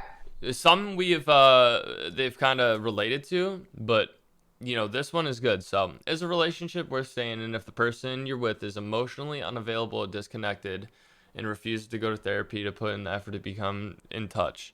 Now a lot of relationships. I mean, I've been in my relationship for 4 years and four months, right? 4 years and 4 months. So that's a decently long relationship. Um, so first, I would say it would depend on how long you guys have been dating. Because if it's only been 2 weeks, you can't really try to have this person put in the effort to get that that spark again. But if I'm assuming it's a long-term relationship, um and they're feeling disconnected, and you guys don't want to, or the other partner doesn't want to go to therapy, and or even just do any effort to put in their side, so that it doesn't always have to be equal 50-50. Some days it could be 100% the guy that does everything, and then some days you could be sick, and then the girl has to do everything that day. So um I would say, you know if they're saying no to therapy, um kind of don't force it upon them, because if you force it, you're not going to get the answer you're looking for. But bring up some things that have happened that you weren't happy with, that you felt not okay with. Bring up scenarios if there were any, like, uh you know we were supposed to make dinner tonight. You said that you'd help me, but now we have to order drive through, and you know like, it made me a little upset because I was looking forward to making food with you. So you kind of have to come with a a certain approach, because if you approach it aggressively, your answer is obviously going to be no. But if you really tell them how you're feeling, then I think going that route would be a better route. Would you say so? Because obviously going Yeah, so aggressive for anything I agree wouldn't with you work. 100%. So if I can kind of go into a bit Yeah. more detail. So I totally, Kobe, I agree with you 100% that, approaching it aggressively, like we just talked about, Mm-hmm. is going to evoke a defensiveness, right? So like, let's Yeah. think about Cloflo's scenario. I have a partner who's unavailable. And I tell them, hey, like you need to go to therapy to like fix this. And they push back against that, right? So that isn't necessarily aggressive, but I'll try to teach y'all a little bit of like verbal jujitsu here that sort of builds on this general principle that Kobe has laid out of like approaching it not aggressively. Mm-hmm. So the first is that don't solve the problem for them. So like if there's a problem of them being emotionally unavailable and I try to push them into going to therapy, like that's like a no, that's like two X's. The first is that they may not agree that they're emotionally unavailable, and therefore they're not going to listen to your solution because they're not open-minded about it, right? So what I would start to do is start by sort of like pointing out what your experience of the relationship is, just like Kobe said, right? So sort of say that, hey, sometimes when I feel like emotionally needy, I find that you're kind of like, you're not able to talk to me in the way that I would like. Like, what do you think about that? So you don't want to label them as emotionally unavailable. There may be like a perspective there that you're kind of missing out on. So last time when we talked, I got yelled at by my boss at work, and I came home and I was having a terrible day, and like I really needed some emotional support, and I sort of didn't get that from you. Can you help me understand what your experience of that day was like? So you want to start actually with like questions, right? So you want to ask like, hey, what is your, what do you think about our relationship? What do you think about our emotional connection? They may start to get defensive already right there, right? Because they kind of know it's not good. So if they sort of exhibit defensive behaviors, kind of try to just be like chill and not aggressive, don't take the bait, and continue trying to understand their perspective of the relationship. And then if y'all can agree that there is some amount of emotional unavailability there, then you can use a technique that I call dumping it in their lap, which is instead of you coming up with the answer, you kind of ask them, okay, so like, if this is a problem, like, what do you think we should do about it? So you don't take responsibility for fixing the problem. You're not saying that it's your problem and that you should fix it, but you're having the idea generation come from your partner. So you're going to say like, okay, how do you think we should fix this problem? Is this the kind of thing where, and you actually don't even want to say this, but you can even offer, is this the kind of thing where if I'm having a rough day at work, should I get better at managing my own emotions? Because remember, maybe the issue here is not that they're emotionally unavailable. Maybe they actually are a healthy amount of emotional availability. Maybe the issue is that you're emotionally too dependent, right? Because this is an interpersonal thing. Yep. So you may have some responsibility or contribution to the problem as well. So you have to actually ask for that, try to figure that out, right? Because let's just think about this. The number of, there are all kinds of problems in relationships, but like, maybe if you're thinking the solution to your relationship problem is for your partner to see a therapist, maybe there's not something wrong with the partner. It could absolutely be that they need to see a therapist, but maybe you have a contribution to that as well, right? Absolutely. So, and kind of let them problem solve, right? So you want to say like, hey, how should we deal with this? The fact that I have emotional needs that are up here, you have emotional availability that's down here, which doesn't necessarily mean you need to come up to my level. Like maybe we need to meet somewhere in the middle, but you don't even want to say that. You just want to say, it seems like I have emotional needs that you're not able to meet. So how should we deal with this? And so you want to dump it in their lap, like put the problem to them. And the cool thing when you do that is they're going to start to think of solutions, right? And they may actually like mention therapy at that point, and then suddenly like they're coming to you with options instead of you trying to push them to fix it. So you've done like a little bit of jujitsu and have them like sort of prompting you for, hey, maybe we should do this or maybe we should do this. And then you'll also see what they feel comfortable with, right? Because maybe what they say is that, oh, I just want to like work on this on my own. I don't want to go see a therapist. So you're like trying to diagnose them with a problem and push them towards a treatment both at the same time. Whereas if you really look at behavioral change and how people engage in like fixing themselves. So, for example, if someone's trying to lose weight and you're like, let me get you a gym membership, maybe that's not their style. Maybe instead of getting a gym membership, they want to go for jogs, or maybe they want to start doing Pilates, or maybe they want to focus on nutrition instead of exercise. Yeah. So there are all kinds of ways that people can solve problems. And so one of the key things is to let them have some of the power in determining how this problem is fixed. And then you are much more likely to encounter a smoother path and less resistance. I agree. I also think when approaching, this type of thing, it should be on a day where, you guys are both in a good mental space, because if your partner is having, in very overwhelmed, stressed day and you approach this on that day, the results are going to be different than on a good day, where you're both having a good day. So I just That's a wanted to really add great that point. in. Yeah. Yeah, that's huge, man. Like, so delivering feedback about a relationship when tensions are high is the worst time to do it. Yeah. So any kind of criticism you should have, you shouldn't tell your partner, just to like play with this example a little bit. Really great point, Kobi. The day that you feel like your partner is emotionally unavailable is not the day to tell them to go to therapy. Yeah. Right? You want to wait till things have calmed down and then have a conversation about it when both of y'all are like kind of calm and cool and in a good mood. Absolutely. Because if you're having a bad day and she's not really having the best day either, you guys Or might he. not be a relationship anymore after that question. You never know what can happen, but when you're approaching stuff like this, you do want to have, you want to make sure it's the appropriate time because like people say, think before you say. You want to make sure it's the appropriate time, and that the build up for it, was appropriate.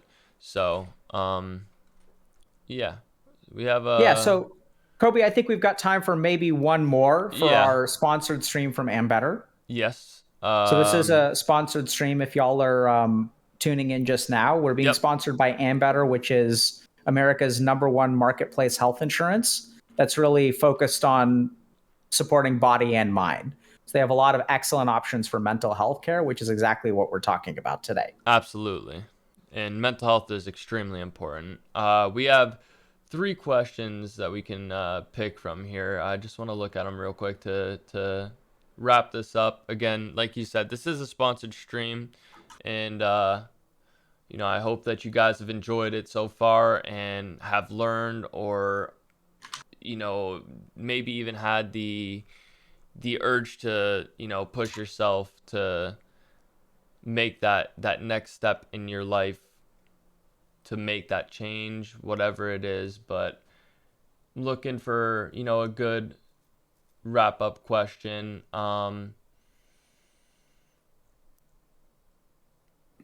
Let's see. Okay, so Jacked Boyo, he says, how do I start caring about earning a living and moving forward in life? I wouldn't mind getting a job that I could tolerate, but I cannot seem to hold down jobs that I can't stand, which are all dead-end jobs that are seemingly the only option around. Tired of leeching off my parents. I'm 22. It's embarrassing. Um, What do you think about that, I Kobe? I honestly think that, like you've mentioned previously, and I've mentioned, I've worked a dead end job. I've worked. I've sold couches that I picked up for free. Um, I've done whatever I had to do to make sure I have money. But are you ever happy when you got to ask yourself, are you happy doing the job that you do? And if you're not, then what's the reasoning behind that? And if it's because, oh, I just don't like it here, I don't like my boss, I don't like my coworkers, then try to get another job that you like. try to go into the field with something that you enjoy. If you don't like retail, stay away from retail. If you don't want to sit at a computer desk all day, then don't work at don't get a job where you have to sit at a computer desk. If you go to the gym a lot and you don't have a job, go see if there's any gyms applying. Even if you have a car, if you have enough money to have a car, there's people that drive an hour, 2 hours to go to work because they enjoy their job. It might be an hour away, but they enjoy it. So, I mean, you shouldn't be embarrassed of leeching off your parents at 22, because there's people that live with their parents until they're 50. And leech off them. So I just wanted to, get around that, because, getting a job that you genuinely enjoy is very hard, but that is your goal in life, is to get a job you enjoy so that you can work, and get retirement and live the life that you want to live. So I would say there's kind of an internal way to address this question, and there's an external way to address this question. Right. So what I would kind of say is that, so the question from Jack Boyo is, how do I start caring about earning a living and moving forward in life? That's where I skipped over the caring. Yep. Yeah. So I think there's a caring component. I wouldn't mind getting a job that I could tolerate, but I cannot seem to hold down jobs that I can't stand. So the interesting thing there is that there's an internal component that you can't stand something about the job, which are all dead-end jobs that are seemingly the only options around. So the only options around. So that's kind of a little bit external. Okay. So here's what I'd say. If you're someone who's kind of like stuck in dead-end jobs and you want to be independent and you're 22, how should you manage that? And the first thing to understand is, why can't you stand the job? And this is where, if I'm engaging in some kind of behavior, how do I tolerate things that I don't like? And how do I manage that? So I may dislike biochemistry. Mm-hmm. I sort of did. But me too. Even though I sort of can't stand it, I sort of have to stand it in order to kind of move to the next step. Right. So the one thing that I would really consider is, what makes your job so intolerable? Because chances are it's not the job itself, it's the job's effect on you. Right. Right. So if I'm in a dead end job, why don't I want to go? It's because I think of it as a dead end job. So my mind is telling me this is going nowhere. I'm not getting paid enough. I'm going to be doing this for the rest of my life. Nothing is ever going to happen. And then you end up not being able to hold the job, all because of this internal dialogue that you have in your head. So I'd start by sort of thinking a little bit about, what is it that you can't stand about that? And is the can't stand it, is that really coming from you, or is it coming from the job? Jobs can suck. I'm not saying jobs don't suck. There can be good jobs, there can be crappy jobs. The key thing, though, is that for any given job, whether it sucks or it's a good job, your tolerance of it is internal. The attitude towards which you approach the job is something that you can work on internally. And this is the real problem, is that I see people who have a particular attitude towards a job and then they go job shopping. But the problem with the job is what they carry inside them. It's not from a job. So then I try this thing and I try this thing and I try this thing and I try this thing. And I'm looking for this perfect job that will solve an internal problem. Whereas the work that you need to do is actually internal. Right. The flip side of that is that there is absolutely an external component, which kind of Kobi referred to, right? If you like, working at gyms and you like working out, maybe you should become a personal trainer, or try to do something aligned with your interest. Yep. But this is something that I've really seen that's super problematic, especially of this generation, which is that, this person is saying all the dead end jobs that are seemingly the only options around. And that's kind of where I wonder about, how are you actually looking for a job? So in my experience, the majority of people of our generation get so many informational options presented to us that we don't really know how to investigate things. So we're really good at Googling stuff, Yeah. But we're not quite as good in terms of like finding the right job because Google doesn't give you the answer. So as a generation that's like kind of dependent on Googling things for answers, if Googling doesn't work for us, we're not really able to do authentic investigations of options. And so what we end up doing is sort of like, selecting from what the world kind of sends our way. And the jobs that suck are the ones that have to be heavily advertised and therefore will show up on your doorstep, right? Because the really good jobs, people don't need to advertise. They're not working hard to advertise them and let you know about them because they're coveted jobs. So what you need to actually do is start looking more aggressively. So this is what the one, and I think the person even understands that because they use the word seemingly, which are all dead end jobs that are seemingly the only options around. So even in your own mind, there are other options around. It's just they're not easy to find. So this is where I would really think long and hard about how you approach finding a job. Are you considering relocating? Are you looking at jobs that are online? Because, hey, there's a pandemic going on, so you may not need a job that's local because everyone is working remotely anyway. Maybe you could work on a different coast or a different country doing something that you're slightly more interested in. And then the last thing that I would say is this concept of a dead end job. So just because a job has a dead end doesn't mean that it has to be a dead end for you. So let's think about this. Let's say I have no work experience. Mm-hmm. The only options that I have are dead end jobs, right? So I can only have a dead end job. So my first job was serving ice cream. That doesn't go anywhere, right? I can't go from serving ice cream to like anything potentially that I was interested in. You can't move up, higher than, And at the same time, working for 1 year serving ice cream opens up more doors than getting the ice cream job in the first place. Because now I have 1 year of work experience, right? Now I can go to someone else and say, hey, actually during the year that I opened, I closed, I was responsible for this stuff.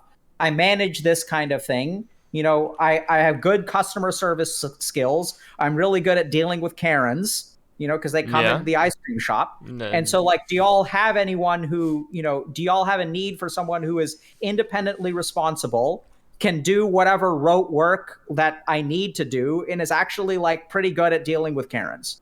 Do you guys have any kind of customer support role at your crypto startup? Do y'all need someone like this?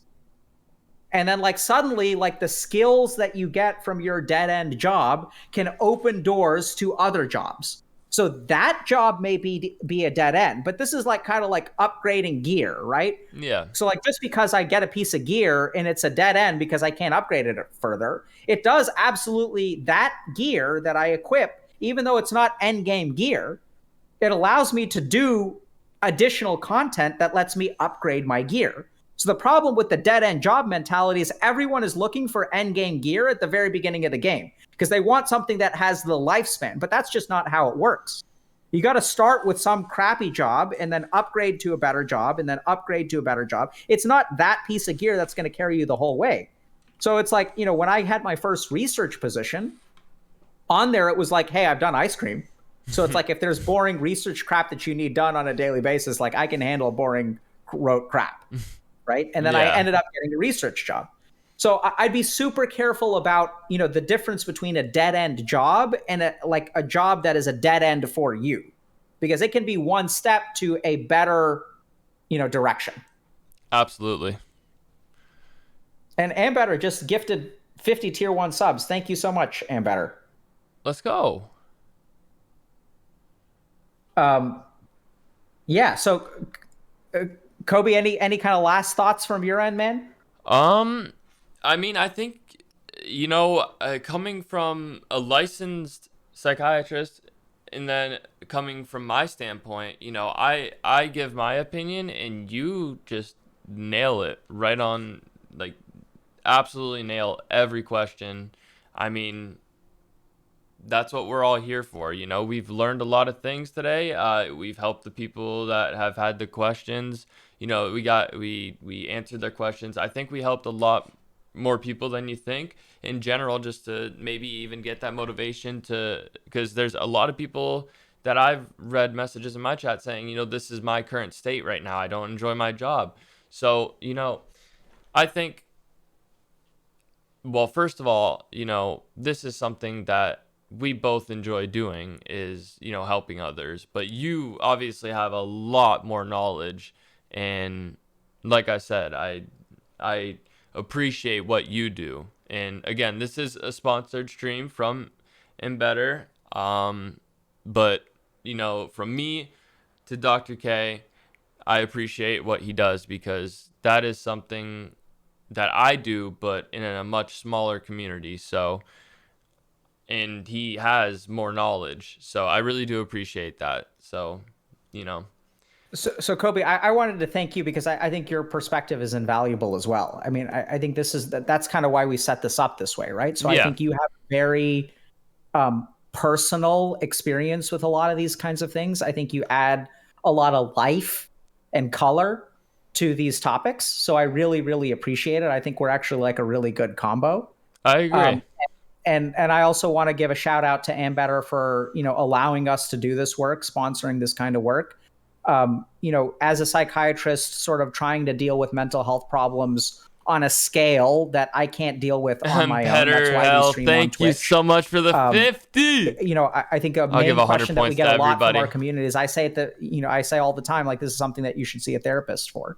And I think the biggest challenge is that for a lot of people nowadays, especially, we're talking a lot about jobs recently, but the way in which we gain employment is changing, right? So sometimes we have employers, and now we have a lot more freelancers Yep. in this community. We have people with side hustles like yourself. My favorite story of the day, by the way, Kobe, is picking up couches. The couches? Oh, man, it was great. The couch hustle, dude. One to 3 grand a week, you said? That's One nuts, to three man. grand. Actually, I even reached out to a company that was like very small and had them ship me out some leather repair. I bought a U couch, or I got a U couch for free that was ripped up from dogs. Their claws were ripping it up and stuff. And I would take this like paste and put it on there, and it was like real leather. So I pretty much turned a destroyed U couch that was fake leather. It was bought at a store or something, but I ended up fixing it, making it look brand new, and sold it for 4,000. So there's so Wow. many side hustles that you can go out there and do that Damn, son. don't take much time. And Maybe I should get into the couch repair business. But anyway, just wanted to say huge shout out. So for as I was mentioning, I think a lot of people need mental health care. And part of the absolutely. reason that we're super happy to have this partnership with Ambetter is because every single one of their plans includes some kind of mental health component, and they're sort of dedicated to helping body and mind. So we're really happy with that. Yeah.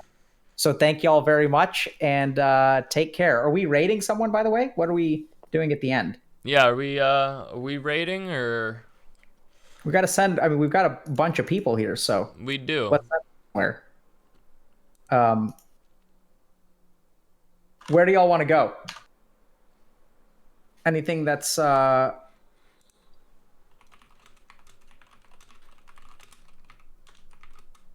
Sea Dog VA? Okay.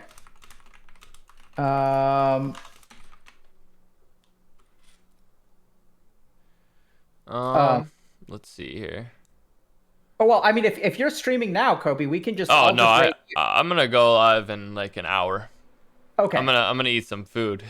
So you want to just tell us a little bit about what people can expect on your stream when you go live in a uh Yeah, I mean, pretty much I am a lot more open. I mean, obviously this was a sponsored stream, but I'm a lot more open for what I have done in my life and how I got to where I am now.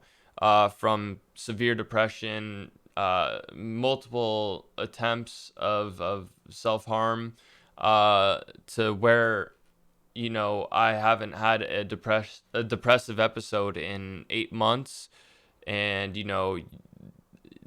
the differences between medications, SSRIs, benzodiazepines, uh, I'm open about those types of things in my stream. And I also am a high tier player, I'd say, in Apex Legends. I just play a lot of Apex. And yeah, sometimes I spin some slots like once a week, but that's pretty much it. I play Apex. I like to joke around, but for the most part, I do talk about mental health a lot while I'm gaming, and I talk about, you know, my day-to-day basis, and, you know, if somebody asks about like addictions that they've had and how to overcome addiction, because I've been through a rehab center, you know, I've done these things, so I kind of get more into detail with people that have, you know, issues with addictive personality and stuff like that. So Awesome, man. Thanks so much for sharing. So we're gonna go ahead and raid yeah. Northern Lion, Okay, yeah, let me get their and name. we'll see. Also, just so you all know, we'll be taking Friday off from stream Thank you so for much Christmas. for the 50 And stay gifted. tuned for our upcoming Flying streaming high. schedule Thank for you. the week And after, Serena, which I'm thank not you for sure the exactly what we're gifted. going to be doing. Okay. Thank you. So thank you all very much, Fade, thank you and for have a tuning happy in. holiday. So, Who are we hosting? I'm gonna raid Northern Lion. Okay. Is that like somebody you know, or was it a suggestion?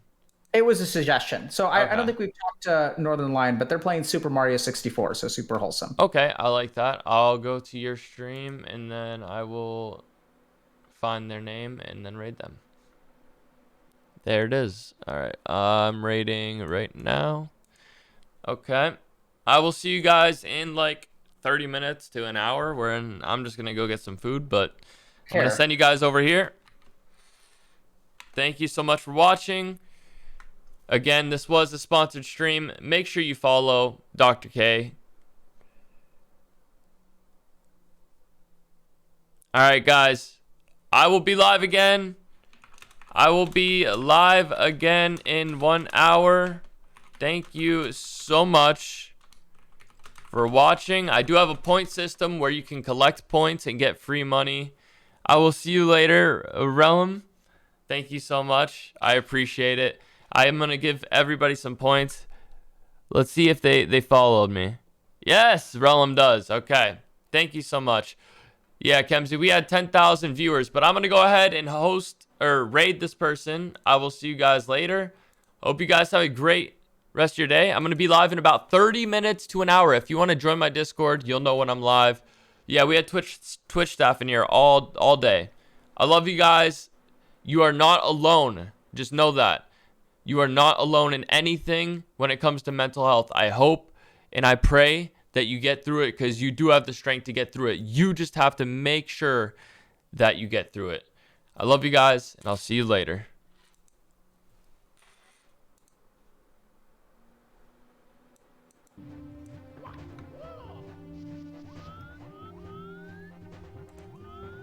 And then take me up. Hey, Kobi. Thanks for the raid. I'm here playing Super Mario 64. I may have also missed another raid. Thank you, Dr. K. This is not a stream that I would recommend watching for your mental health, though. I think that could present an issue, especially if you're used to watching other streamers play Super Mario 64. I'm not exactly, I'm not like other streamers. I'm a dad. I'm just trying to do my best and set a good example. What is wrong with me? I mean, actually, that's negative self-talk. What I meant to say is we can improve upon that. That's fine. Just teleport. Like, look at this. You teleported in such a good spot for me. Thank you for giving me the opportunity to do this. I'm dead. I'm alive. Okay, that's impossible to circle over the edge. Thank you, thank you. What am I doing? Clockwise? I'm not built for clockwise, man. Just kidding. You can do anything you put your mind to. What the heck? The universe has conspired against me?